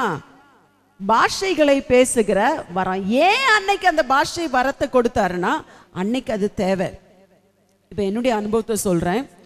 இப்ப வந்து தேவன் வந்து எனக்கு 9 வரங்களையும் கொடுத்திருக்கிறார். ஆனா சில இடங்களுக்கு போனா நான் நினைப்பேன் பயங்கரமா ஹீலிங் பண்ணணும், அதை பண்ணணும், இதை பண்ணணும்னு போவேன். சில சர்ச்சில் போய் நிற்பேன், ஒண்ணுமே நடக்காது. சில மீட்டிங்ஸ்ல நடப்பேன், பெரிய மிராக்கிள்ஸே இருக்காது. ஆனா அங்க என்ன நடக்கும் தெரியுமா? அன்னைக்கு அந்த மெசேஜ் கேட்டு நிறைய பேர் ஆண்டரை ஏற்றுக்கொள்ளுவார்கள். ஆனா ஒரு சில இடத்துல நினைப்பேன் பயங்கரமா பிரசங்கம் பண்ணணும்னு போவேன், புல்பிட்ல போய் நின்னோன்னு ஹீலிங் ஸ்டார்ட் ஆயிரும். அந்த இடத்துல தேவையான என்னது? ஹீலிங்ஸ் தேவை. சில இடத்துல போய் நிற்பேன், நான் போகும் பொழுது இரவு நேரங்கள் அப்படி கண்டினியூஸா வந்துட்டே இருக்கும். எனக்கு கனவுகள், தரிசனங்கள் வரும். தூக்கத்திலே எழும்பி எனக்கு ஒரு நோட் ஃபோன் இருக்கு, அந்த ஃபோனில் அப்படியே எழுதி வைத்துக் கொள்ளுவேன். காலை எழுப்பி பார்ப்பேன் என்ன எழுதியிருக்கேன். அந்த ஆண்டனுக்கு சொன்னதை அப்படியே போய் சொல்லுவேன். அந்த தீர்க்க தரிசனங்கள் அந்த ஜனங்களுக்கு ஒரு பெரிய, அதாவது ஆவியின் வரங்கள் அன்றைய தேவைக்கு ஏற்றபடி அல்லது இடத்தின் தேவைக்கு ஏற்றபடி உங்களால் ஆப்ரேட் பண்ண முடிய உங்களுடைய அளவிற்கு தகுந்தபடி தான் தேவன் கொடுப்பார். ஆனா அன்று பெந்தெகோஸ்தே நாள் அன்று நடந்தது என்ன? எல்லாரும் பாஷைகளை பேசினார்கள். என்ன பேசினாங்க?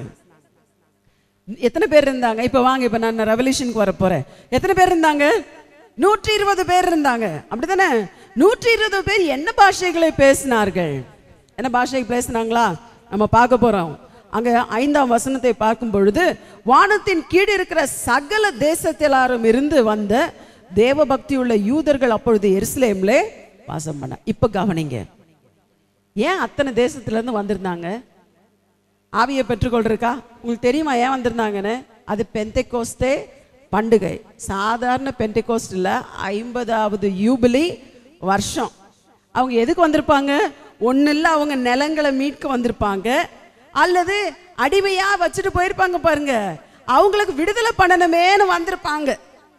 3வது பெரிய அறுவடையின் பண்டிகை நாளா இருக்கிறதுனால கண்டிப்பா அவங்க தசம பாகங்களை 50 வருஷத்துக்கு ஒரு முறையாவது, 7 வருஷத்துக்கு ஒரு முறையே வருவாங்க, அல்லது வருஷத்திற்கு ஒரு முறை வருவாங்க. ஆனா யூபிலி வருஷம் கண்டிப்பாக என்ன செய்யணும்? அவர்கள் எருசலேமில் இருக்கிற தேவாலயத்திற்கு வந்து காணிக்கையை செலுத்தும்படியா வந்திருந்தாங்க. யாரெல்லாம் வந்திருந்தாங்க? எத்தனை தேசத்துல இருந்து வந்திருந்தாங்க? வாசிச்சிங்களா? அதுக்கு இன்னும் கீழே போனீங்கன்னா நீங்க வாசிச்சு பார்த்தா அங்க 18 தேசங்கள் பேர் சொல்லப்பட்டிருக்கு.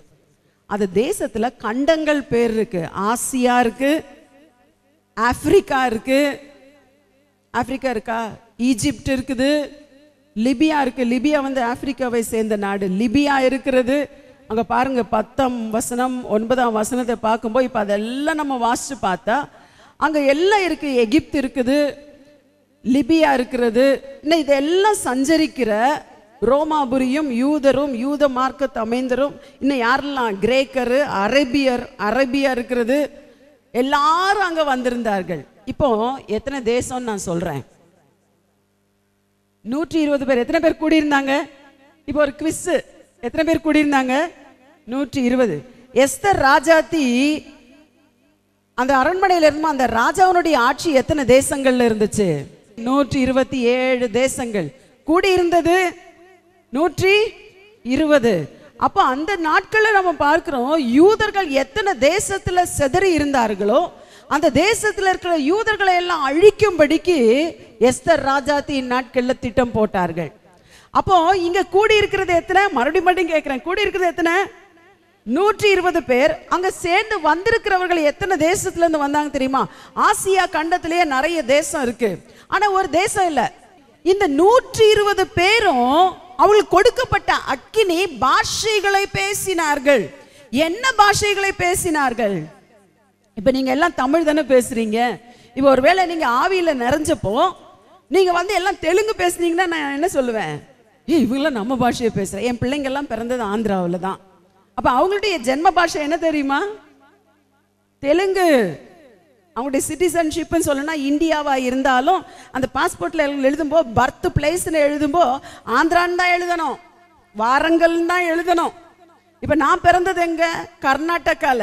எங்க அம்மா பிறந்தது எங்க? கேரளாவில். எங்க அம்மாவுக்கு மலையாளம் தெரியும், என் மகனுக்கு 3 பாஷை தெரியும், எனக்கு 7 பாஷை தெரியும். இப்ப நீங்க எல்லாம் அந்த 7 பாஷையில எந்த பாஷை பேசினாலும் எனக்கு புரியும். புரியுமா புரியாதா?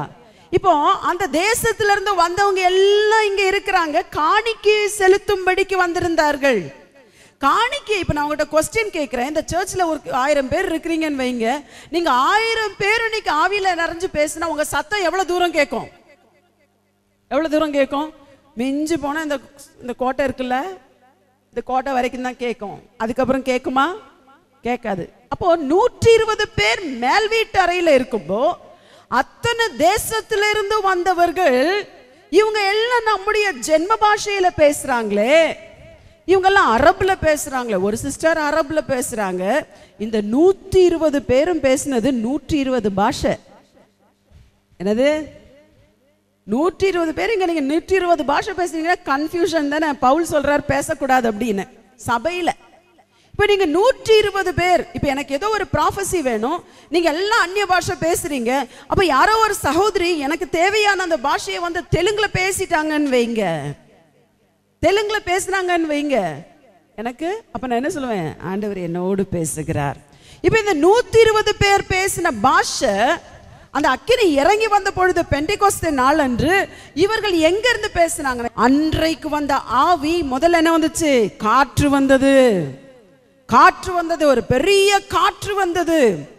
நான் லாஸ்ட் இயர்ல மார்ச் மாதம் இந்த குட் ஃப்ரைடே ஈஸ்டர் சர்வீஸ்க்கு நான் நார்த் இந்தியாவில் இருக்கிற சம்பல்பூர், ஒரிசாவில் இருக்கிற சம்பல்பூர் போயிருந்தேன்.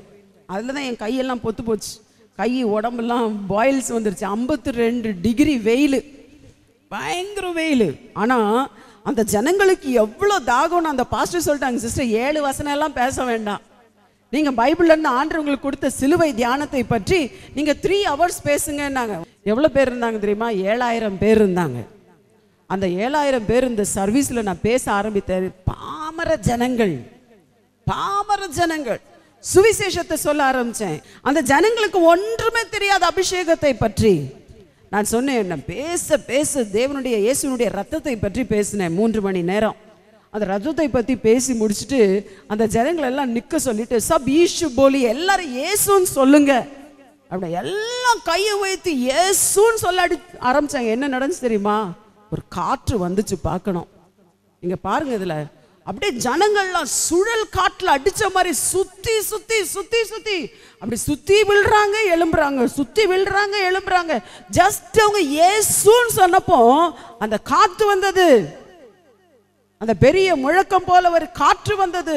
சுத்தி சுத்தி கீழே விழுந்து விழுந்து ஒவ்வொருத்தரும் பேச ஆரம்பிச்சாங்க, பாஷைகளை பேச ஆரம்பிச்சாங்க. மிராக்கிள்ஸ் எப்படி நடந்துச்சுன்னு சொன்னா அடுத்த நாள் பாஸ்டர் சொன்னார் எங்களுக்கு ஃபோன் பண்ணி.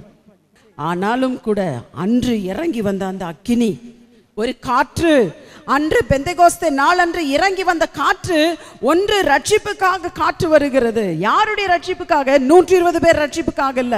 அங்க எருசலேமுக்கு சேர்ந்து வந்திருந்த பழைய ஏற்பாட்டை, யெகோவாகிய தேவனை மட்டும்தான் தேவன் என்று ஆராதித்துக் கொண்டிருந்த ஜனங்களுக்கு யார் சுவிசேஷம் சொல்லுவா? யார் சுவிசேஷம் சொல்லுவா?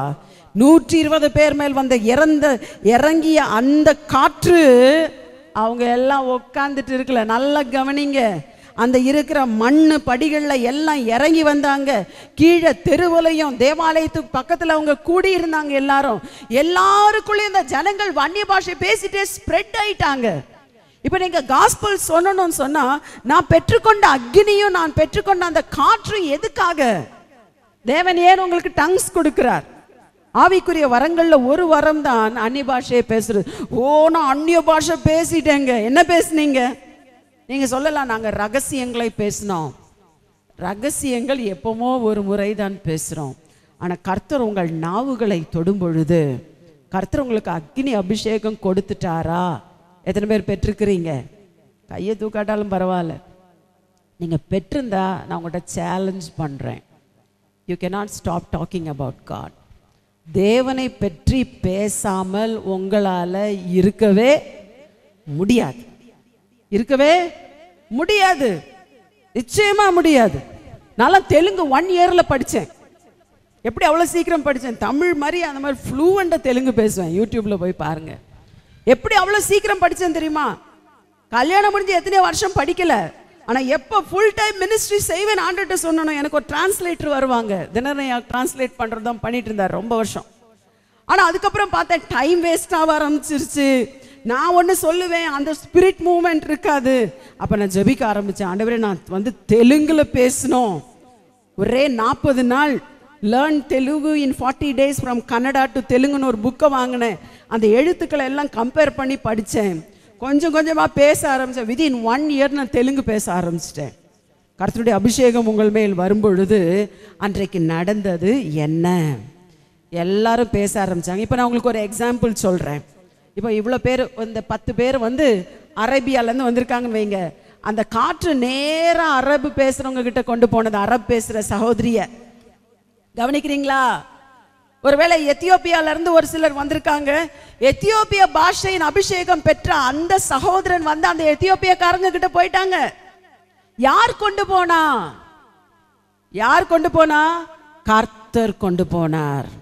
கர்த்தர் கொண்டு வருகிற ஊழியக்காரன் வந்தாலே ஒழிய தேசத்துல ரிவைவல் வரவே வராது.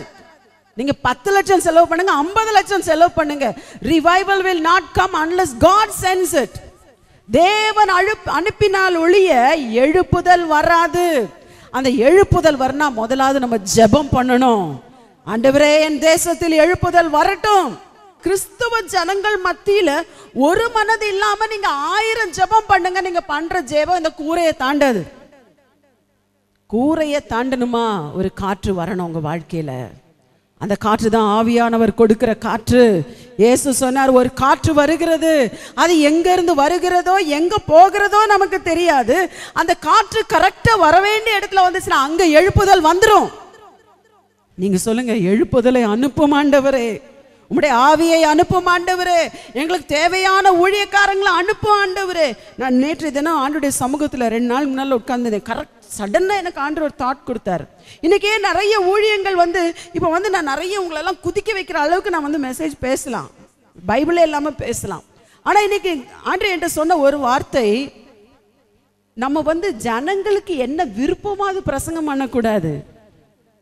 Don't preach what the people want, but preach what the people need. தெரியுதா? காமர்ஸ் படிச்சவங்களுக்கு வித்தியாசம் தெரியும். நீடுக்கும் வாண்ட்டுக்கும் வித்தியாசம் இல்லை. இன்றைக்கு உங்களை திருப்திப்படுத்துகிற செய்தி நான் பேசுகிறேன்னா, அல்லது கர்த்தர் கொடுத்த செய்தி உங்களுக்கு தேவையான செய்தி பேசுகிறேன்னா, அதான் ஆண்டவர் சொன்னார், you preach what I want people to hear. தேவன் நீங்க என்ன கேட்கிறோம்? இப்ப நான் சொல்றேன், நீங்க எவ்வளோ முறை நீங்க அபிஷேகம் பெற்றிருக்கீங்க, எவ்வளோ முறை அக்கினி பெற்றிருக்கீங்க. அந்த அக்கினியை வச்சுட்டு நீங்க என்ன பண்ணிட்டு இருக்கிறீங்க? என்ன பண்றீங்க? என்ன பண்றீங்க? ஓ, நான் சிஸ்டர் அப்படி சொத்த மாட்டேங்க, நான் அப்படி குதிச்சேங்க, நான் அப்படி இது பண்ணேங்க, ரொம்ப நல்லதா இருக்குது. பட் ஃபயர் வந்த அனாயிண்டிங் கொடுக்கப்படுறது எதுக்கு தெரியுமா? பரிசுத்த ஆவியானவர் வேற, ஆனா அக்கினியின் அபிஷேகத்தை பெற்றால் அது சுட்டெரிக்கிற தன்மை இருக்கிறது. அதை நீங்க பயன்படுத்தாம அக்கினியை கையில வச்சிருந்தா உங்க கை தான் பொத்து போகும், உங்க வாழ்க்கை தான் வீணா போகும். ஆனா நடந்தது என்ன? 120 பேரும் அந்த பெற்றுக்கொண்ட அந்த காற்று, அந்த அக்கினி, அந்த காற்று கரெக்டா அந்தந்த தேசத்துல இருந்து வந்தவங்க எங்கெங்க இருந்தாங்களோ அவங்களை கொண்டு போனது. நான் இப்ப என்ன தெரியுமா ஜெபம் பண்றேன்? ஆண்டவரே என்னை எங்கேயாவது கொண்டு போனா நீர் என்னை அனுப்புற இடத்துக்கு மட்டும் கொண்டு போங்க ஆண்டவரே. இந்த புல்பிட் நீங்க ஸ்டார்ட் பண்ற அன்னைக்கு ஒவ்வொருவரும் அபிஷேகம் பெற்றவர்கள் தெருவுல தான் இருந்து யாருக்கு சொன்னாங்க? அங்க இருக்கிறவங்களோட என்ன பேசினாங்க? பைபிள்ல சொல்லப்பட்டிருக்க அந்த ஒரு வசனம் நான் சொல்லி சாட்சியை சொல்லி முடிக்கிறேன். அந்த வசனம் என்ன சொல்லப்பட்டிருக்கிறது? அவர்கள் எல்லாம் தேவனுடைய 11ஆம் வசனத்துல பார்க்கிறோம், அவர்கள் எல்லாம் என்னத்தை பேச கேட்டார்கள்? தேவனுடைய மகத்துவங்களை பேச கேட்டார்கள். இப்ப என்ன பாருங்க, தேவனுடைய மகத்துவமான காரியம் என்னது? செங்கடலை பிளந்தது அவங்களுக்கு தெரியாதா? நல்லா தெரியும். இஸ்ரவேல் ஜனங்களுக்கு பழைய ஏற்பாடு நல்லா தெரியும். ஆனா புதுசா இருக்கிற ஒரு சுவிசேஷம் என்னது தெரியுமா? தேவனுடைய மகத்துவமான காரியம். தன்னுடைய ஒரே பேரான குமாரனை இந்த பூமிக்கு அனுப்பி அவர் மரித்து அவர் உயிரோடு அவர் எழுந்ததுதான் மகத்துவமான காரியம். கரங்களை தட்டி ஆண்டவரை மகிமைப்படுத்துவோம். The cross and the resurrection. அவங்க பேசினது எல்லாமே சிலுவையின் உபதேசத்தை பேசி இயேசு உயிரோடு இருக்கிறார் என்று பேசும்போது ஒவ்வொருத்தருக்கும் ஏன் பயம் வந்துச்சு தெரியுமா? ஏன் பயம் வந்துச்சு? யூத பாஷையில பேசியிருந்தா பயம் வந்திருக்காது. இப்போ ஒருவேளை நீங்க யாராவது ஒருத்தர் எழும்பி நீங்க தீர்க்க தரிசனம் சொல்லும் பொழுது என்னுடைய பாவத்தை பற்றி யாருக்குமே தெரியாம ஒருவேளை நீங்க தெலுங்குல சொல்லிட்டீங்க, எனக்கு பயம் வருமா வராதா? பயம் வரும், பயம் வரும். எல்லாருக்கும் அந்த அத்தனை ஆயிரக்கணக்கான பேர் அன்றைக்கு ரட்சிக்கப்படுவதற்கு காரணம் பேதுருனுடைய பிரசங்கம் மட்டும் அல்ல. ஆச்சரியமா இருக்குல்ல? பேதுருனுடைய பிரசங்கத்தை கேட்டு 3000 பேர் ரட்சிக்கப்பட்டார்கள்னா அது அதுக்கு அப்புறம் தான் இதெல்லாம் ப்ரிப்பரேஷன் ஒர்க் முடிச்சாங்க. யார் முடிச்சாங்க தெரியுமா? 120 பேர் பெண்களும் இருந்தார்கள், ஆண்களும் இருந்தார்கள், 12 அப்போஸ்தலர்களும் இருந்தார்கள். எல்லாரும் போய் இயேசுனுடைய மகத்துவங்களை குறித்து அந்தந்த பாஷையில சொல்லும் பொழுது 120 தேசங்கள்ல இருந்து வந்த யூத ஜனங்கள் இயேசுனுடைய மகத்துவங்களை கேட்டு their heart were prepared. அவங்களுடைய இருதயம் எல்லாம் என்ன ஆயிருச்சு? இயேசுவை பற்றின காரியங்கள் ஒரு பயத்தை உண்டாக்கியது, ஒரு விருப்பத்தை உண்டாக்கியது. இவங்க எல்லாம் நம்ம பாஷையில பேசுறாங்களே, இவங்க அரபு பாஷையில பேசுறாங்களே, இவங்க எத்தியோப்பியா லாங்குவேஜ் பேசுறாங்களே, லிபியா லாங்குவேஜ் பேசுறாங்க. நாங்க லிபியாவுக்கு போயிருந்தோம் பல வருஷங்களுக்கு முன்பு. யாருக்கும் அங்க விசா கிடைக்காது, நாங்க பிசினஸ் விசால போனோம். சென்ட் மேரிஸ் கத்தீட்ரல்னு இருக்கு, யாரோ அப்போஸ்தலரோட ஒரு பாடி அந்த சர்ச்சுக்கு கீழே பரி பண்ணியிருக்காங்க லிபியாவில். அந்த லிபியாவுக்கு போனால் அரண்மனை இருக்கிற அந்த கிரேக்கு ஏதேன்ஸ் அரண்மனைக்குள்ள ஒரு சின்ன பேப்டிசம் டேங்க் பார்த்தோம். நல்லா கவனிங்க, அந்த பேப்டிசம் டேங்க் எப்படி இருக்குன்னு சொன்னால் சிலுவையில் கட்டியிருக்காங்க. சிலுவை மாதிரி ரூபம் இருக்கு, கல். அதே சிலுவை ஆழத்தில் அந்த ஒவ்வொரு பக்கத்துல இருந்து படி 4 படி இருக்கு. மத்தியில் இருக்கிற அவ்வளோ இடத்துல தொட்டி தண்ணியில் முழுகிடலாம். அதில் தான் இது எப்போ உண்டாக்குனதுன்னு நாங்கள் கேட்டோம். அங்கே எங்களை கூட்டிகிட்டு போனாங்க, கைட்டுக்கிட்ட கேட்டுப்பான்னு சொன்னால் அப்போஸ்தலர் நாட்களில் அன்னைக்கு ஃபஸ்ட்டு ஏடி, அந்த ஏடியில் 26 30 ஏடி அப்போ அந்த பெந்தேகோஸ்தே நாள் அன்று எந்த தேசத்துலேருந்து வந்திருந்தாங்க? நீங்கள் அங்கே வாசித்து பார்த்தீங்கன்னா லிபியாவிலேருந்து வந்திருந்தாங்க. இங்கேருந்து வந்த ஜனங்கள் அங்கே போய் அந்த நாட்டில் இருக்கிற கிரீஸ் தேசத்து ராணி வீட்டில் யாருக்கோ வயிற்றில் குடலில் ஒரு பிரச்சனை வந்துச்சான்.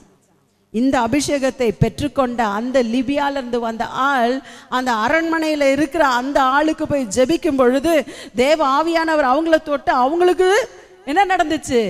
அற்புதம் நடந்துச்சு. அற்புதம் நடந்த உடனே ரகசியமா ஆண்டவரை ஏற்றுக்கொண்டு அவங்க கேட்டாங்களா, நான் கடல் பக்கத்துல தான் கடல், உங்களுக்கு அந்த கடல் சத்தம்லாம் கேட்கும். அவங்க சொன்னா கடல்ல போய் பேப்டிசம் எடுத்தா எல்லாருக்கும் தெரிஞ்சிருமே. அப்ப சொன்னாங்களா, ஏன் அரண்மனையிலே கெட்டு பேப்டிசம் டேங்க். அந்த பேப்டிசம் டேங்க்ல முதல் முறையாக கட்டின பேப்டிசம்.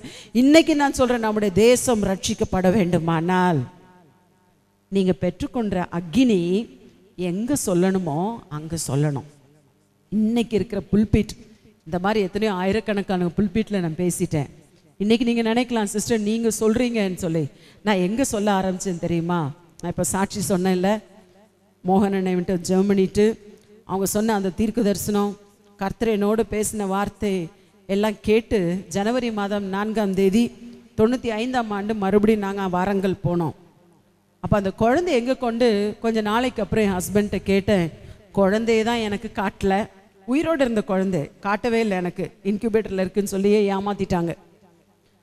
அந்த குழந்தை அடக்கம் பண்ண இடமாவது காட்டுங்க, இதை கேளுங்க, அடக்கம் பண்ண இடத்த காட்டுங்கன்னு சொன்னேன். இப்போ எங்கள் ஃபேக்ட்ரி இருக்கிற இடம், எங்கள் ப்ரேயர் டவர் இருக்கிற இடம் 10 ஏக்கர் நிலம், காலி நிலம். அந்த நிலத்தில் போய் அவசர அவசரமாக கொஞ்சம் மண் மட்டும் தோண்டி, அப்புறம் நல்லா பெரிய குழந்தை ஒன்று இப்போ இறந்த குழந்தைன்னு சொல்லி அவசர அவசரமாக வச்சுட்டு ஒரு மண்ணுனால அப்படி மூடிட்டு இவங்க வந்துட்டாங்க, நான் ஹாஸ்பிட்டலில் இருக்கிறேன்னு சொல்லி. அங்கே நான் பார்க்க போகணுன்னு கேட்டப்போ கடன் பிரச்சனை எங்களுக்கு இருந்த ஒரு உடஞ்சி போன ஒரு ஸ்கூட்டர் தான். அந்த ஸ்கூட்டரில் அந்த நிலத்துக்கே என் ஹஸ்பண்ட் கூட்டிகிட்டு போனாங்க. அப்போ அந்த 10 ஏக்கரில் பார்த்தீங்கன்னா அந்த வெயிலில் எல்லா புல்லுங்க கூட காஞ்சிருந்துச்சு, ஒரு மரம் கிடையாது, எதுவுமே கிடையாது அந்த அந்த பூமியில்.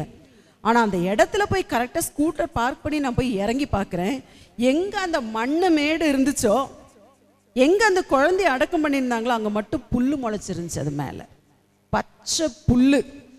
சந்தோஷமாக இருக்கும்னு நினைக்கிறீங்களா? எனக்கு வந்துச்சு பார்க்கணும் கோபம். ஒரு பக்கம் ஆண்டவர் மேலேயும் கோபம் வந்துச்சு.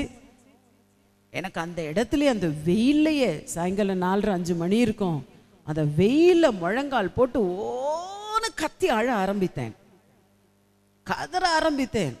ஆண்டவரோடையும் பேசுகிறேன், அது கத்துறன்னு தான் சொல்லணும், ஜெபம் பண்ணேன்னு சொல்ல முடியாது. நான் அப்படி கண்ணை மூடிட்டு அழுதுட்டு கத்திட்டு இருக்கிறேன் கொஞ்ச நேரம். என் ஹஸ்பண்ட் என்னால் கண்ட்ரோல் பண்ணவே முடியல அவங்களால. நான் கேட்டேன், என்ன ஆண்டவரே இந்த புல்லுக்கு எரு இல்லைன்னு சொல்லி என் குழந்தை தான் கிடச்சிச்சா? 3வது குழந்தை, 3வது ஆண் பிள்ளை. அப்போ அப்படி அழுதுட்டு இருக்கும்போ அங்கே எல்லாம் அந்த இண்டஸ்ட்ரியல் ஏரியா, அந்த இண்டஸ்ட்ரியல் ஏரியாலாம் அந்த இடம் எல்லாம் ஃபுல்லாக காட்டன் கார்பரேஷன் ஆஃப் இந்தியா. நான் சொன்ன இல்லை ஒரு பிரதர் வந்தாங்கன்னு, அந்த காட்டன் கார்பரேஷனில் வேலை செய்கிற பெண்கள் வந்து லம்பாடி தெரியுமா உங்களுக்கு? அவங்க எல்லாம் ஆதிவாசி ஜனங்கள் மாதிரி தான் இருப்பாங்க. அவங்களுக்கு சரியாக நம்ம போடுற மாதிரிலாம் சட்டை போட தெரியாது, பின்னால் கயிறு மட்டும்தான் கட்டியிருப்பாங்க, இங்கேருந்து இங்கே வளையல் மாதிரி போட்டிருப்பாங்க, மாவு வலை. இப்போ நம்ம கிறிஸ்தவங்கெல்லாம் லம்பாடிஸ் ஆகிட்டாங்க, உடம்பெல்லாம் அப்படியே எக்ஸ்போஸ் பண்ணிட்டு காட்டிக்கிட்டு. அவங்கெல்லாம் இப்போ கலெக்டர்ஸ் ஆகிட்டாங்க. எங்கள் வரங்களில் 2 கலெக்டர்ஸ் வந்து லேடி கலெக்டர்ஸ்.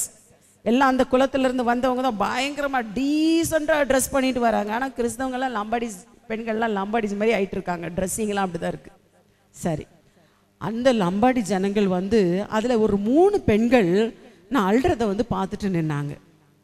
அப்போ நான் எழும்பின அப்புறம் என்கிட்ட கேட்டாங்க, நீ என்ன பண்ணுற, என்ன பண்ணுறன்னாங்க. ஜெபம் பண்ணுறேன் என்ன. அது யாருன்னு கேட்டாங்க. எனக்கு லம்பாடி பாஷை தெரியாது, கொஞ்சம் ஹிந்தி தெரியணுன்னா ஹிந்தி தெலுங்கு மிக்ஸ் பண்ணி நான் சொன்னேன், என் குழந்தை அப்படின்னேன். அப்புறம் நீ என்ன பண்ணப்போ நான் ஜெபம் பண்ணுறேன் அப்படின்னேன். அப்போ நான் அழுதுட்டு இருக்கும்போது நான் அழாத அப்படின்லாம் சைகையில் சொல்லிவிட்டு நான் ஸ்கூட்டர் ஏற போகிறேன். அவங்க என்னை நிறுத்தி கேட்டாங்க. அவங்க கேட்டது எனக்கு புரிஞ்சு, எனக்கு கொஞ்சம் துளு தெரியும், கொஞ்சம் கன்னடா தெரியும், இதெல்லாம் மிக்ஸ் தான் லம்பாடி லாங்குவேஜ். அவங்க என்ன கேட்டாங்க, எங்களுக்காக ஜெபம் பண்ணுறியான்னு கேட்டாங்க. எனக்கு யார் ஞாபகம் வந்தானா, அப்போ யோபு தான் ஞாபகம் வந்தார். அவரே துக்கத்தில் இருக்கும், ஆண்டவர் சொல்கிற அவன் ஸ்நேகிதர்களுக்காக ஜெபம் பண்ணு. நான் சொன்னேன், இவங்க வந்து என்ன ஜெபம் பண்ண சொல்லி கேட்குறாங்களே, சரி அவங்க கேட்குறாங்களே சொல்லி சரின்னுட்டேன், சரி ஜெபம் பண்ணுறேன்ட்டேன். அவங்க என்ன சொன்னாங்களோ எனக்கு இப்போ ஞாபகம் இல்லை. அப்போ சொல்லி முடித்த உடனே நான் வீட்டுக்கு போகிறேன்னு கிளம்புறேன். அப்போ அதில் ஒரு பொம்பளை, அது கொஞ்சம் தெலுங்கு தெரியுது, அது வந்து என்கிட்ட கேட்டுச்சு, அடுத்த வாரம் வருவியா, அது சண்டே, அது அடுத்த வாரம் வருவியான்னு கேட்டாங்க. நான் சொன்னேன் சரி வர்றேன்னு சொல்லி ஸ்கூட்டர் ஏறி வீட்டுக்கு போயாச்சு. மறந்தாச்சு நான் ஒன்றும் பெருசாக ஜெபம் பண்ண சொன்னாங்களே ஆண்டவரே அப்படின்னு சொல்லி இந்த யோபு இதை யோசிச்சுட்டே ஒரு 5 நிமிஷம் அவன் வீட்டுக்கு போகிறதுக்கு அதெல்லாம் யோசிச்சிட்டே மனசில் ஏதோ யோசிச்சுட்டு உன்னை எதுக்காக ஜெபம் பண்ண சொன்னாங்களோ தெரில அப்படின்னு சொல்லிட்டு வீட்டுக்கு போயிட்டேன். நடந்தது என்ன தெரியுமா, கம்ப்ளீட்டாக மறந்துட்டேன். அடுத்த வாரம் ஓய்வு நாள், நான் சர்ச்சுக்கு போயிட்டு வந்துட்டு மத்தியானம் படுத்து தூங்கிட்டு இருக்கேன். ஒரு தரிசனத்தில் ஆண்டவர் சொன்னார், கெட் அப், கோ டு கோரேகுண்டா. எழும்பி கோரேகுண்டா, அந்த இடம் பேர் கோரேகுண்டா, இப்போ பாம்பிளஸ் நடந்துச்சுன்னு சொன்னேன்ல அந்த இடம், கோ டு கோரேகுண்டா. நான் எதுக்கு போனோம் அப்போ ஞாபகம், அந்த பெண்கள் கேட்டாங்க அடுத்த வாட்டம் வாரம் வருவியா, என் ஹஸ்பண்ட் சொல்கிறேன் வாங்க கோரேகுண்டா. அவங்க எதுக்குமா, போன வாரமே பயங்கரமாக அழுது பெரிய அமர்க்களம் பண்ணிட்ட, வேண்டாம் உன்னை கூட்டிகிட்டு போன, நீ மறுபடியும் அழுதுட்டு இருப்ப. நான் சொன்னேன் அந்த அடக்கமான இடத்துக்கு வேண்டாம், ஆனால் நான் கண்டிப்பாக கோரேகுண்டா போகணும். அந்த பெண்கள் வந்து வர சொன்னாங்க. நான் சொன்னேன், ப்ராமிஸாக சொன்னேன், நான் அழவே மாட்டேன், இந்த வாட்டி என்னை கூட்டிகிட்டு போங்க. ஆனால் மறுபடியும் போனோம். நான் போகிறேன், கரெக்டாக அந்த பெண்கள் 10 பேர் அங்கே காத்துட்ருக்காங்க. எனக்கு ரொம்ப ஷாக்காக இருந்துச்சு. நான் போய் கேட்டேன், என்ன வந்திருக்கீங்கன்ட்டு. அவங்க சொன்னாங்க, நீங்கள் வருவேன்னு நீங்கள் சொன்னல போன வாரம். பாமர ஜனங்கள், படிப்பறிவு இல்லாத ஜனங்கள். அப்போ எனக்கு கேட்டோன்னே ரொம்ப ஆச்சரியம், ஐயோ இந்த ஜனங்கள் எனக்காக காத்துட்டு இருக்காங்கன்ட்டு. கொஞ்சம் தெலுங்கு நல்லா கொஞ்சம் புரியும். அப்போ அதில் ஒரு பொம்பளை வந்து சொல்லிச்சு, நான் உன்ட்ட ஜெபிக்க சொன்னேன்ல, எனக்கு அற்புதம் நடந்துச்சுன்னு சொல்லிச்சு. நிச்சயமா சொல்றேன், நான் அவங்களுக்காக பெருசா ஜெபம் பண்ணல, ஆனா கர்த்தர் அவங்களுக்குள்ள ஒரு எழுப்புதல் வரணும்னு சொல்லி அவங்களுக்கு அற்புதம் கர்த்தர் செய்திருக்கிறார். எனக்கு ரொம்ப சந்தோஷமா இருந்துச்சு. உனக்கு அற்புதம் நடந்துச்சான். கொஞ்ச நேரம் அவங்க கிட்ட பேசும்போது என்ன தெரியுமா சொன்னேன், என் இயேசு உயிரோடு இருக்கிறார், என் இயேசு ஜீவிக்கிறார். நான் அந்த கலரை அடக்கம் பண்ண அந்த இடத்த பார்த்து சொன்னேன், என்ன என் குழந்தை இறந்து போச்சு, ஆனா என்னுடைய எனக்கு தெலுங்கு, ஆனா என்னுடைய இயேசு உயிரோடு இருக்கிறார்னு சொன்னேன். உனக்கு கொஞ்ச நேரம் இயேசுவை பற்றி சொன்னேன். கிளம்புமோ கேட்டாங்க, அடுத்த வாரம் வருவியா? ஊழியமே கிடையாது 94 வருவியா அடுத்த வாரம்? சரின்னு சொல்லிட்டு போய் அடுத்த வாரம் கர்த்தரனை எழுப்ப வேண்டிய அவசியம் இல்லை. மனசுல ஞாயிற்றுக்கிழமை வந்தானே, ஐயோ அந்த பெண்கள் காத்திருப்பாங்க, போகணும் போகணும் போகணும். அடுத்த வாரம் போகும்போது ஒரு 15 பேர் இருந்தாங்க. ஷார்ட்டா சொல்றேன், அப்படி ஆரம்பமான என்னுடைய ஊழியம் 96 ஃபுல் டைம் மினிஸ்ட்ரிக்கு நான் ஆண்டருக்கு ஒப்பு கொடுத்தேன். அதுக்கப்புறம் ஆண்டர் எனக்கு ஒரு ஆண் குழந்தை கொடுத்துரு. அது ஒரு பெரிய miracle. 4th caesarean, complicated caesarean. இந்தியாவில் யாருக்கும் நடக்காத ஒரு சிசரின் எனக்கு நடந்துச்சு. 7 டாக்டர்ஸ் இருந்தாங்க ஜஸ்ட் ஒரு சிசரின் பண்ணுறதுக்கு. எல்லாமே failure, heart failure, kidney failure, diabetic sugar வந்து 800லேருந்து 900 வரைக்கும் போச்சு. பிபி வந்து 180/120 வரைக்கும் போச்சு. நான் பிழைக்க மாட்டேன்னு சொல்லிட்டாங்க. எங்கள் அம்மா ஒரு நர்சிங் சூப்பர்டென்ட்டு, அவங்களுக்கு மெடிக்கல் நல்லா தெரியும். அவங்க சொன்னாங்க, பேபிக்கு வந்து இந்த பேபியாக இருக்கும். நான் இப்படி ஊதி போயிட்டேன், நைட்டி தவிர ஒன்றும் போட முடியாது. அந்த மாதிரி ஒரு காம்ப்ளிகேஷனில் ஆண்டு ஒரு குழந்தை கொடுத்தார். அந்த குழந்தை கொடுத்தப்புறம் ஃபுல் டைம் மினிஸ்ட்ரிக்கு போக ஆரம்பித்தேன். அப்போ 97 or 98 வரும்போது அதே கிரவுண்டில் அப்படி ஞாயிற்றுக்கிழமை வந்துட்டு இருந்த பெண்கள் கூடி கூடி எத்தனாயிரம் பேர் வந்தாங்க தெரியுமா? நாங்கள் அந்த இடத்துல ஃபேக்ட்ரி கட்டி முடிக்கும் பொழுது அங்கே கூடின ஜனங்கள் 35,000 பேர், 35,000 people. God sends the revival. ஒரே நாளில் நீங்கள் பெரிய ப்ரீச்சர் ஆயிரணும், எனக்கு பாஸ்டர் மைக் கொடுத்தாதான் நான் சுவிசேஷம் சொல்லுவேன்னா அது பிகினிங் கிடையாது, அற்பமான ஆரம்பம். 91ஆம் வருஷம் மோகனனை விஜயவாடா மீட்டிங் வந்திருந்தாங்க. அப்போ எனக்கு சொன்ன தீர்க்க தரிசனம், எங்கள் 2 பேர் தலையிலையும் வச்சு தீர்க்க தரிசனம் சொல்கிறாங்க. அவங்க சொல்லிகிட்டே இருக்கிறாங்க, என்ன உன் ஆண்டவர் அப்படி பயன்படுத்துவார், என் மகளே மகளேன்னுட்டு. எனக்கு இதெல்லாம் எனக்கா சொல்கிறாங்க, எனக்கு ஒன்றுமே தெரியாது சுவிசேஷத்தை பற்றி. அப்போ யோசி, நானா சுவிசேஷம் சொல்கிறது? என் ஹஸ்பண்ட் வீட்டுக்கு வந்து சொன்னாங்க, அவர் கையை வந்து ஒருவேளை என் தலையை வான் தலைன்னு நினச்சிட்டு சொல்லிட்டாரா இருக்கும். நான் சொன்னேன், மகளே மகளேன்னு சொன்னார். நீங்கள் மகளே இல்லை, நான் தான் மகளே. வீட்டுக்கு போய் நீங்கள் வந்து பார்க்கலாம், இப்பவும் பார்க்கலாம். அவங்க சொன்னது எல்லாம் ரெட் இங்க்ல ஒரு டைரியில் எழுதி வச்சுருக்கேன். வீட்டில் ஒரு லைப்ரரி இருக்குது, 2 ஷெல்ஃப் ஃபுல்லாக நான் ப்ரிப்பேர் பண்ண மெசேஜஸ் இருக்கும். 96லேருந்து நான் ப்ரிப்பேர் பண்ண இந்த மாதிரி டைரிஸ் இருக்குது. அதில் எழுதி வச்சேன். என்னால் நான் இன்னைக்கு யோசித்து பார்த்தா அதில் அவங்க சொன்னதை எல்லாம் 100% நிறைவேறிச்சு. 100%. அதை மாதிரி நிறைய தீர்க்கதரிசிகளோடு ஆண்டவரே உட்காரும்படி பேசும்படி, தினகரன் ஐயா மெயின் பர்சன் என் லைஃப்பில். அவங்களோட ரொம்ப க்ளோஸாக சிஸ்டர் இவாஞ்சலின் நானும் ஒன்றா படித்ததுனால அந்த குடும்பத்துக்கு க்ளோஸ் ஆனேன். அவங்க கூட நான் செய்த ஊழியங்கள், பவர் மினிஸ்ட்ரியில் பண்ண மினிஸ்ட்ரிஸ்லாம் யோசிக்கும் பொழுது என் ஆண்டு இன்னைக்கு இந்த நிறுத்தி இருக்கிற இந்த நிலைமை இன்றைக்கு வந்ததில்லை. கிட்டத்தட்ட 28 வருஷங்கள் கொஞ்சம் கொஞ்சமாக 91ஆம் வருஷத்துலேருந்து இன்றைக்கு வரைக்கும், என்றைக்கு நீங்கள் ஊழியத்தில் அல்லது கர்த்தர் கொடுத்த அபிஷேகத்தில் நான் ஃபுல்லாக பெற்றுட்டேன்னு நினைக்கிறீங்களோ அன்றைக்கு நின்றோம். நான் நல்ல ஊழியம் பண்ணிட்டேன்னு நினைக்கிறீங்களா, அதுக்கு மேலே நீங்கள் ஊழியம் பண்ணவே முடியாது. நான் நல்லா பண்ணிட்டேன், பயங்கர மிராக்கிள்ஸ் நடந்துச்சு, ஒருத்தன் செத்தவன் எழுமி நடந்துட்டான் அப்படின்னு நீங்கள் திருப்தி ஆயிட்டீங்களா, அடுத்த நாளோட அது நின்றோம். ஆனால் என்னைக்கு நீங்கள் புல்பீட்டை வச்சு இறங்கி போகும்போது நம்மளால நிற்பேன், பயங்கர மிராக்கிள்ஸ் நடக்கும். அப்போ நடக்கும்போது எனக்கு ரூமுக்கு போவே ரொம்ப சந்தோஷமாக இருக்கும். அவங்க சுகமாயிட்டாங்க, இவங்க சுகமாயிட்டாங்க, குருடானவங்க கண்ணு திறந்துருச்சு, அது நடந்துச்சு இது நடந்துச்சுன்னு யோசிச்சுட்டே இருப்பேன். அடுத்த நாள் ட்ரெயின் ஏறுவேன் பாருங்க, வீட்டுக்கு போய் சேர்ற அன்னைக்கு ஃபுல்லாக அழுதுகிட்டே தான் இருப்பேன். என்னமோ ஒன்று நடக்கும், அழுவேன். இப்படி பல நாட்கள் நடந்துகிட்டே இருந்துச்சு, பல வருடங்கள். ஏன் ஆண்டவரே மீட்டிங் முடிச்சு நீங்கள் சொல்லுவீங்க பிசாசுன்னு சொல்லுவீங்க, ஆனால் ஆண்டவருடைய சமூகத்தில் உட்கார்ந்துருக்கும் பொழுது ஒரு நாள் ஆண்டவர் சொன்னார், உன்னை பயன்படுத்துறது நான், நீ மிராக்கிள் செய்யல. என்னது? நீ மிராக்கிள் செய்யல, நான் தான் செய்கிறேன் என்று சொல்ல ஆரம்பித்தார். அன்னையிலேருந்து என்ன சொல்ல ஆரம்பிச்சேன் தெரியுமா? அப்படியே மறந்துடுவேன்.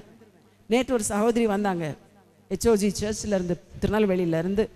எப்போ ஏப்ரலில் தான் வந்தேன். அவங்களுக்கு சொன்னாங்க, சிஸ்டர் நீங்கள் எனக்கு ஜோம் பண்ணீங்க. எனக்கு அவங்க ஃபேஸ் கூட ஞாபகம் இல்லை. அவங்களுக்கு நடந்த மிராக்கள் சொன்னாங்க, நீங்கள் இப்படி தீர்க்க தரிசனம் சொன்னீங்க, வயிற்றுக்குள்ளே ஏதோ ஒரு கை வந்து அப்படி வெட்டி எடுக்கிற மாதிரி இருக்குன்னு சொன்னாங்க. அவங்க எத்தனையோ வருஷம் கஷ்டப்பட்டாங்களாம். இங்கே தான் தூத்துக்குடியில் தான் வேலையை பார்க்குறாங்க, ஏதோ ரெவென்யூ டிபார்ட்மெண்ட்னு பிரதர் சொல்லிட்டு இருந்தாங்க. அந்த மாதிரி ஒரு நல்ல பதவியில் இருக்கிறாங்க, டெய்லி வந்துட்டு போகிறாங்க திருநெல்வேலியிலேருந்து. அவங்க சொன்னாங்க, அன்னைக்கு மட்டும் நீங்கள் வராமல் இருந்திருந்தா. இந்த மாதிரி காரியங்கள் எல்லாம் என்றைக்கு நான் மறக்க ஆரம்பித்தேனோ, நான் ஞாபகம் இருக்காது. ஏதோ ஃபியூ மிராக்கிள்ஸ் தவிர எதுவுமே ஞாபகம் இருக்காது. எப்போ மறந்து ஸ்டேஜை விட்டு இறங்கினோன்னு சொல்லிடுவேன், ஆண்டவரே உமக்கு எல்லா மகிமையும் உமக்கே கொடுக்குறேன். ஆண்டவரே, ஆத்துமாக்கள் ரட்சிக்கப்பட்டிருக்கா, நீங்கள் தான் அதை செய்தீங்க ஆண்டவரே. எனக்கு ஒரு நாள் ஒரு ஒரு எக்ஸ்பிளனேஷன் ஆண்டவர் கொடுத்தார். இப்போ இந்த மைக் இருக்குது பார்த்தீங்களா, இந்த மைக்கு இது யாருக்கு தேவை? எனக்கு கண்டிப்பாக தேவை. இந்த மைக் இல்லைன்னா நீங்கள் என் சத்தத்தை கேட்க முடியாது, அப்படி தானே? அதே போல் இந்த மைக் இருந்தால், எலக்ட்ரிசிட்டி இல்லைன்னா இந்த மைக் எங்கே இருக்கும்? பெட்டியில் தான் இருக்கும். அந்த மாதிரி தான் இந்த மைக் மாதிரி தான் நான் என்ன மைக்குன்னு நினச்சிக்கிடுவேன். நான் மைக்கு, அவர் பேசாவிட்டால், நான் பேசலன்னா அந்த மைக்கு வேஸ்ட்டு. என் மூலமாய் கர்த்தர் பேசாவிட்டால் நான் பண்ணுற பிரசங்கம் வேஸ்ட்டு. எனக்குள்ள பவர் என்னது? ஹோலி ஸ்பிரிட், பரிசுத்த ஆவியானவரை எப்பவுமே எலக்ட்ரிசிட்டின்னு சொல்லுவேன். எலக்ட்ரிசிட்டி பவர் இல்லைன்னா எப்படி இந்த மைக் வேஸ்ட்டோ, அவருடைய வல்லமையும் அவருடைய கிருபையும் அவருடைய வரங்களும் எனக்குள்ள இல்லைன்னா நான் பண்ணுற ஊழியத்தில் பிரயோஜனம் இல்லை. நான் சொல்லுவேன், just I'm a mic piece Lord, mouthpiece in your ஹேண்டுன்னு நான் சொல்லுவேன். உங்களையும் நீங்கள் அப்படி நீங்கள் தாழ்த்தி அவனுடைய சமூகத்தில் அந்த இடத்த விட்டு இறங்கி போன உடனே கர்த்தர் உங்களை கொண்டு செய்தது நீங்கள் மறந்துட்டு, இன்னும் ஆண்டவரே இன்னும் என்னை பயன்படுத்து. நான் இப்போ கேட்குறேன், ஆண்டவர் எனக்கு இப்போவுமே பலவீனங்கள் வருது ஆண்டவரே, ஆனால் இருக்கிற இன்னும் கொஞ்ச நாட்கள் ஆண்டோடைய வருகை சீக்கிரமாக இருக்குது. நான் மறுபடியும் சொல்கிறேன், சும்மா எல்லாரும் சொல்கிறாங்கன்னு சொல்லலை. எனக்கு கிடைத்த சில தரிசனங்கள், சில வெளிப்பாடுகள் எல்லாம் வச்சு நான் சொல்கிறேன். சீக்கிரமாக அவங்க நிறைய பேர் நீங்கள் உயிரோடு இருக்கும்போதே கர்த்தர் வருகிறார். அவர் வருகிறார், நிச்சயமாய் வருகிறார். நமக்கு ரொம்ப டைம் எல்லாம் இல்லை. சில தாய்மார்கள் சொல்லுவாங்க, சிஸ்டர் என் பிள்ளைய வந்து நான் டெடிகேட் பண்ணிக்க, உங்கள் பிள்ளை வளர்ந்து ஊழியம் செய்வான்னு யாருக்கு தெரியும்?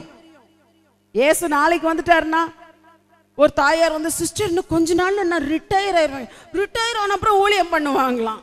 எதுக்கு? அப்புறம் சரி சிஸ்டர்னு அனுப்பிட்டேன். கொஞ்சம் நாளைக்கு அப்புறம் ரிட்டையர் ஆன அப்புறம் அவங்க சொன்னாங்க, சிஸ்டர் என் மகளுக்கு குழந்தை பிறந்திருக்கு சிஸ்டர், நான் அங்கே பார்க்க போகிறேன். அது பையன் நடந்தப்புறம் ஊழியம் பண்ணுறேன். சரி, அதை பையன் நடந்தாச்சு. அடுத்த வாட்டி மீட் பண்ணேன், சிஸ்டர் என்ன பண்ணுறீங்க? சிஸ்டர் எனக்கு முட்டு வலிக்குது சிஸ்டர். என்னது? 65 வயசில் முட்டு வலிக்காமல் என்ன பண்ணோம் இல்லையா? 65 வயசில் வந்து எல்லாம் ஓஞ்சு போனதுக்கப்புறம் நான் ஊழியம் பண்ணுறேன்னு சொன்னீங்கன்னா வேஸ்டானதை கடவுளுக்கு கொடுக்குறீங்க. ஆனால் நீங்கள் பெற்றுக்கொண்ட அபிஷேகம், நான் அபிஷேகம் பெற்றுட்டேன், நான் அக்கினியை பெற்றுட்டேன். நான் அக்கினியை கொடுக்கிறது உங்கள் நாவுகளில் கொடுக்கப்படுகிற அந்த அக்கினி ஃபார் அட்டரன்ஸ், வாயை திறந்து இயேசுவை பற்றி பேசும்படிக்கு. நான் அதுக்காக தான் என் சாட்சி சொன்னேன். நான் முதலாவது சொன்ன இடம் என்னமோ பெருசாக என் ஆண்டவர் ஆசீர்வதிச்சு அற்புதம் செஞ்சதுக்கப்புறம் சொல்லலை. எனக்கு எல்லாம் இழந்து போய், என் நகையெல்லாம் போய், என் சொத்தெல்லாம் போய், என் காரெல்லாம் போய், என் குழந்தையெல்லாம் இறந்து ஒன்றுமே எல்லாருக்கும் இருக்கும்போது நான் சொன்னேன், என் குழந்தை இறந்து போயிருக்கலாம், ஆனால் என் இயேசு ஜீவனோடு இருக்கிறார். என் இயேசு ஜீவனுள்ளவராக இருக்கிறார். நான் அவரை உயர்த்த உயர்த்த உயர்த்த கர்த்தரனை ஆசீர்வதிக்க ஆரம்பித்தார், கர்த்தரனை உயர்த்த ஆரம்பித்தார். எவ்வளோ உயர்த்தினார்னா அதை பற்றி எனக்கு நிறைய ஞாபகமே இல்லை. கர்த்தர் உயர்த்தி கொண்டே இருக்கிறார். ஹல்லேலூயா. இன்றைக்கு நான் உங்களுக்கு சொல்கிறேன், இன்றைக்கு நான் சொல்கிறேன், உங்கள் வாழ்க்கையில் நீங்கள் பெற்றுக்கொண்ட அக்கினி, நீங்கள் பெற்றுக்கொண்ட அக்கினி என்ன செஞ்சிட்ருக்கீங்க? அதை பயன்படுத்தாமல் விட்டிங்கன்னா ரொம்ப டேஞ்சர், உங்களுக்கு ரொம்ப டேஞ்சர். காலேஜில் படிக்கிறீங்களா? சான்ஸ் வரும்போது சொல்லுங்கள். என் மூத்த மகள் நீங்கள் பார்த்துருக்கலாம், அவர்கள் ஃபேஸ்புக்கில் ரொம்ப அழகாக இருப்பா. அவள் பேர் ஏஞ்சல், என்னை விட டாலாக இருப்பா. என் ஹஸ்பண்டு ஹைட்டு அவள் காலேஜில் படிக்கிற நாட்களில் காரூனியாவில் 10th வரைக்கும் படித்தா. அங்கே வந்தால் தெலுங்கு தெரியாது அவளுக்கு, ஆனால் கர்த்தர் எனக்கு சொன்ன ஒரு காரணத்தினால அவளை +2 வந்து அங்கே சேர்த்துட்டாங்க. இன்டர்மீடியட் காலேஜ்னு சொல்லுவாங்க, 11th and 12th. அவள் எப்படியோ கஷ்டப்பட்டு அதை படிச்சுட்டு எப்படியோ பிகாம் ஜாயின் பண்ணா. டெய்லி டிஃபன் பாக்ஸ் சாப்பாடோடு வரும். என் வீட்டில் இருக்கிற அந்த பொண்ணு பார்த்து, அக்கா மர்சி சாப்பிட மாட்டேன்றா அப்படின்வா. அப்போ ஒரு நாள் கூப்பிட்டு கேட்டேன், ஏம்மா சாப்பிட மாட்டேன்ற, டிஃபன் பாக்ஸில் சாப்பிட்டு. உடனே அவன் சொன்னா, மம்மி என் கிளாஸில் வந்து நான் டிஃபன் பாக்ஸ் இந்த பொண்ணுங்க எல்லாம் உட்காந்து பேசிகிட்டு இருப்பாங்க, நான் அவங்க கூட சேர்ந்து உட்காரலான்னு சொல்லிட்டு நான் போய் உட்காந்தா அவங்க ஒருத்தர் முகத்தை பார்ப்பாங்க, அவங்க பேசுகிற சப்ஜெக்ட் அப்படியே நிறுத்திடுவாங்க. நிறுத்திட்டு ஓ இவ வந்துட்டா அப்படியே சொல்லுவாங்களா, இவன் உச்சே சிந்தி எதுக்குன்னே ரொம்ப நாள் தெரியாது. அப்படியே பேசுறதை நிறுத்திட்டு குசு குசு குசுன்னு வாங்கலாம், வேற என்னமோ சப்ஜெக்டை பற்றி பேசுவாங்களா, எல்லாம் அவங்கவுங்க டிஃபன் பாக்ஸ் எடுத்துட்டு நடந்துருவாங்களாம். அப்போ இவன் அந்த துக்கத்திலேயே சாப்பிடாம வீட்டுக்கு வந்துட்டு இருந்தா. கொஞ்ச நாள் கழிச்சு சொன்னா, அதில் இருக்க ஒரு பொண்ணு சொன்னாலாம், இவங்க பேசுறது எல்லாம் அசிங்கமான டாபிக் தான் பேசுவாங்க. சினிமாவில் இருக்கிற சினிமா ஆக்ட்ரஸை பற்றி பேசுவாங்க, அதை பற்றி பேசுவாங்க. இனிமேல் என்னென்னமோ புல்பீட்டில் சொல்ல முடியாது, இதை தான் பேசுவாங்களாம். இவ வந்த உடனே இவ கிறிஸ்டியன் பொண்ணு, இவ சினிமா பார்க்க மாட்டா, இவ ஊழியக்காரங்களுடைய பொண்ணு அப்படின்னு எல்லாம் வச்சு இவ முன்னால இதெல்லாம் பேச முடியாதுன்னு சொல்லி பேச்சை நிறுத்தி இவகிட்ட யாரும் ஃப்ரெண்ட்ஷிப்பே பண்ணல. அப்போ என் மகிட்ட சொன்னேன், அவங்க எல்லாம் உன்கிட்ட பேசல, நீ சாப்பிடாம இருந்தா நீ பலவீனமானவள். நான் சொன்னேன், நீ சாப்பிடுறதோட நிற்காம நீ அவங்களுக்காக ஜெபம் பண்ண ஆரம்பி, வீட்டில் ஜெபம் பண்ணுன்னு சொன்னேன். அவள் ஜெபம் பண்ண ஆரம்பிச்சா. கொஞ்ச நாள் கழிச்சு என்கிட்ட ஓடி வந்தா, மம்மி யூ நோ சம்திங், உங்களுக்கு தெரியுமா, என் கூட படிச்சுட்டு இருந்த ஒரு பொண்ணு, அந்த பொண்ணு வந்து அவள் வந்து இந்த மாதிரி எல்லாம் இன்வால்வ் ஆகி ஏதோ பாய் ஃப்ரெண்ட் கூட இன்வால்வ், அவளுக்கு பயங்கர பிரச்சனை வந்துருச்சான். உடனே மெதுவாக வந்து சொன்னாலாம், மர்சி நீ வந்து கிறிஸ்டியன் எனக்கு தெரியும், உங்கள் பேரண்ட்ஸ் ஊழியக்காரங்கன்னு எனக்கு தெரியும், நீ ஜெபம் பண்ணுறியா? அவளுக்கு ரொம்ப சந்தோஷமா இருந்துச்சு. அவன் சொன்னா, மம்மி நீங்களும் ஜெபம் பண்ணுங்க மம்மி, நான் ஜெபம் பண்ண நடக்கும். நீ ஜெபம் பண்ணுமா, நடக்கும். அவள் ஜெபம் பண்ண ஆரம்பிச்சா, நானும் ஜெபம் பண்ணேன். அந்த பொண்ணுக்கு மிராக்கிள் நடந்துச்சு. அந்த பொண்ணு இன்னொரு பொண்ணுக்கு சொல்லியிருக்கா, அவங்க பேரண்ட்ஸ் கேன்சர்ல இருந்திருக்காங்க. அந்த பொண்ணு வந்து இவட்ட ஜெபம் பண்ண 3rd இயர் பிகாம் அவள் முடிக்கிறதுக்குள்ள காலேஜில் எல்லாரும் இந்த மர்சிக்கு ஃபேன். ஓ நாங்கெல்லாம் மர்சி ஃபேன். அவள் கல்யாணத்துக்கு பார்க்கணும், ரிசப்ஷன் வச்சுருந்தோம் வாரங்களில். அவள் ஃப்ரெண்ட்ஸ் எல்லாம் வந்துட்டு, மர்சி மாதிரி ஒரு பிள்ளை இருக்க முடியாது, இவ்வளோ அழகு இருந்து இவ்வளோது இருந்து இந்த பிள்ளை இப்படியே இருந்தா அப்படின்னு சொல்லி தேவன் அவளுக்கு ஒரு நல்ல எதிர்காலத்தையும் கொடுத்தார். அவள் சொன்ன வார்த்தை, இன்னைக்கு நம்ம எப்படி சுவிசேஷத்தை, நீங்கள் வாயை திறந்து பைபிளை திறந்து நீங்கள் சுவிசேஷம் முதல்ல சொல்லக்கூடாது. அந்நியர்களுக்கு சொல்லும்போது அடிச்சிருவாங்க சிலர். அந்த மாதிரி அடியெல்லாம் வாங்கிறாதீங்க. சுவிசேஷன்றது உங்கள் வாயிலிருந்து வருகிற வார்த்தைகள், ஆறுதலான வார்த்தைகள். அந்த லம்பாடி ஜனங்களுக்கு நான் சொன்னது போல, என் வீட்டு பக்கத்தில் எல்லாம் இருக்காங்க, இன்னும் சரஸ்வதியாகவும் கமலாவாகவும் ஹிந்துஸ் தான் இருக்கிறாங்க. நிறைய பேர் என் குடும்பத்தார் கூட பேசாத ஜனங்கள் கூட என்கிட்ட வந்து பேசுவாங்க. ஏன் தெரியுமா? அவங்களுக்கு வந்து நான் போய் ப்ராக்டிக்கலாக அவங்களுக்குடைய உதவிகளை செய்யும் பொழுது, அவங்களுக்கு ஆறுதலான வார்த்தைகளை பேசும்போது சில பெண்கள் சொல்லுவாங்க. ஒரு சிஸ்டர் அன்னைக்கு என் வீட்டுக்கு வந்து சொல்கிறாங்க, மேடம் நீங்கள் வந்து கிறிஸ்டியனாக இருக்கீங்க, உங்கள் வீட்டுக்கு நான் 2 மாதத்துக்கு ஒரு வாட்டி வரேன், ஏதோ ஒரு வேலைக்கு வருவாங்க. எங்கள் மாமியார் அன்னைக்கு தான் வந்தாங்க, அவங்க கிறிஸ்டியனாக மாறிட்டாங்க. அவன் நினச்சாலாம் என் மாமியார் கூட இந்த மேடம் மாதிரி இருப்பாங்க. நான் சொல்லுது, மேடம் உங்களை மாதிரியே இல்லை மேடம், கிறிஸ்டியனா மாறிட்டாங்க மேடம், பைபிளை தூக்கிட்டு போறாங்க மேடம். என்ன கெட்ட வார்த்தை! வீட்டுக்குள்ள நுழைஞ்ச உடனே வெள்ளை சாரியை கட்டிட்டு போறாங்க, வீட்டுக்குள்ள நுழைஞ்ச உடனே என்ன கூப்பிடுறதே கெட்ட வார்த்தையில தான் கூப்பிடுறாங்க. அவ சொன்னா, உங்களை பார்த்து அவங்களும் அப்படி இருப்பாங்க நினைச்சா இங்க பயங்கரமா இன்னும் ஜாஸ்தி. இவங்கெல்லாம் என்ன கிறிஸ்டியன் மேடம்? நான் சொல்றேன், சுவிசேஷம் சொல்றதை காட்டிலும் more than what you speak, your life speaks for itself. நீங்கள் இருக்கிற வாழ்க்கை, நீங்கள் பேசுறது மட்டும் சுவிசேஷம் இல்லை, உங்களுடைய நடை ஒரு சுவிசேஷம், நீங்களே ஒரு சுவிசேஷம் தான். அவங்க பார்க்குறவங்க கர்த்தரிடத்தில் ஈர்க்கப்படணும். That is the first gospel. ஆகியால இன்னைக்கு என்ன சொல்கிறேன், நீங்கள் பெற்றுக்கொண்ட அக்னி ஒரு காற்றோடு சேர்ந்து வரணும். கேளுங்க, ஆண்டவரே உம்முடைய எழுப்புதல் காற்று வீசட்டும், என் தேசத்தின் மேல் வீசட்டும், நான் போடுற இடத்துல வீசட்டும், நான் ஜெபிக்கும் பொழுது அந்த எழுப்புதல் காற்று என்னுடைய தேசத்துல வரட்டும், இந்த தூத்துக்குடியில வரட்டும். ஆகியால இன்னைக்கு நம்ம என்ன செய்ய போறோம்னா, இன்னைக்கு சொல்லுங்க, என்னை பயன்படுத்தும். யார? பாஸ்டர் ஐயாவை பயன்படுத்தும்னு சொல்றது வேற, அவங்க ஆல்ரெடி பயன்படுறாங்க. ஆனால் உங்களுக்காக ஜெபம் பண்ணுங்க. காட் யூஸ் மீ, என்னை பயன்படுத்தும். என்னது? என்னை பயன்படுத்தும். நிச்சயமாய் கர்த்தர் உங்களை பயன்படுத்துவார். அப்படிப்பட்ட ஒரு ஆவி, அப்படிப்பட்ட ஒரு அபிஷேகம், அப்படிப்பட்ட ஒரு காற்று, அப்படிப்பட்ட ஒரு அக்னி உங்கள் மேல் இன்று இறங்கி வர வேண்டும் என்று சொல்லி நான் ஜெபிக்க போகிறேன். கர்த்தர் உங்கள் ஒவ்வொருவரையும் பயன்படுத்தி இந்த சபையை, இந்த தேசத்தில் ஒரு எழுப்புதல் வர்றதுக்கு ஒரு காரணமாய் கர்த்தர் வைக்கும்படியாக நாம் ஜெபிக்க போகிறோம். எழுந்து நிற்போம், நாம் ஜெபிப்போம். ஜெபம் ஜெபம் ஜெபம், துதி துதி, ஆராதனை ஆராதனை, புதுப்பாடல் புதுப்பாடல், யுத்தம் யுத்தம், எழுப்புதல் எழுப்புதல், உத்தரவாதம் உத்தரவாதம், ஐக்கியம் ஐக்கியம் ஐக்கியம். நம் சபை நிகழ்வுகள். கிருபையில் களிகூறுவோம். திங்கள் முதல் சனிக்கிழமை வரை காலை 5:30 மணி முதல் 6:30 மணி வரை. முழங்கால் யுத்தம். திங்கள் முதல் வெள்ளிக்கிழமை வரை காலை 10 மணி முதல் 12 மணி வரை. வாலிப பெண்கள் கூடுகை 2ஆம் சனிக்கிழமை மாலை 5:30 மணி முதல் இரவு 7:30 மணி வரை. பெண்கள் ஐக்கியம் 4ஆம் சனிக்கிழமை காலை 10 மணி முதல் மதியம் 1 மணி வரை.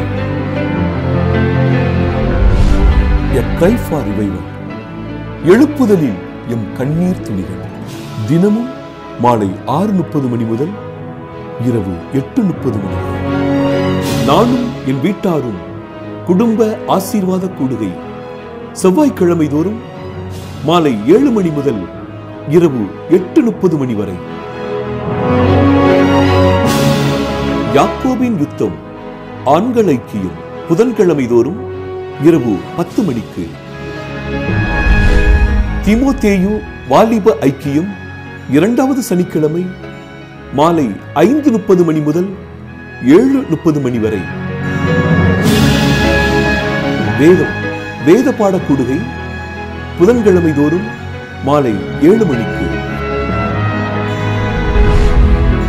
பெருமீச்சு இரவு ஜெபம் 2ஆம் வெள்ளிக்கிழமை இரவு 10 மணிக்கு. எக்காலம் 12 மணி நேர துதி ஆராதனை தினமும் காலை 7 மணி முதல் இரவு 7 மணி வரை.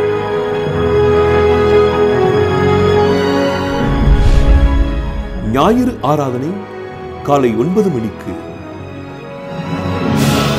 உபவாச ஜெபம் முதல் சனிக்கிழமை காலை 9 மணிக்கு.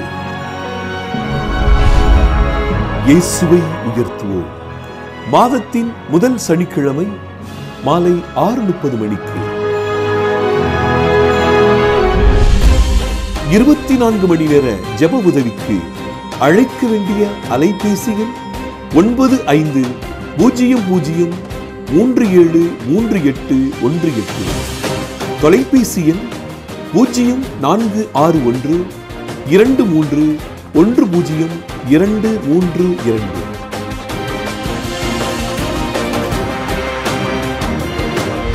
சும்மா இரு, புறப்படு, பிளந்து விடு.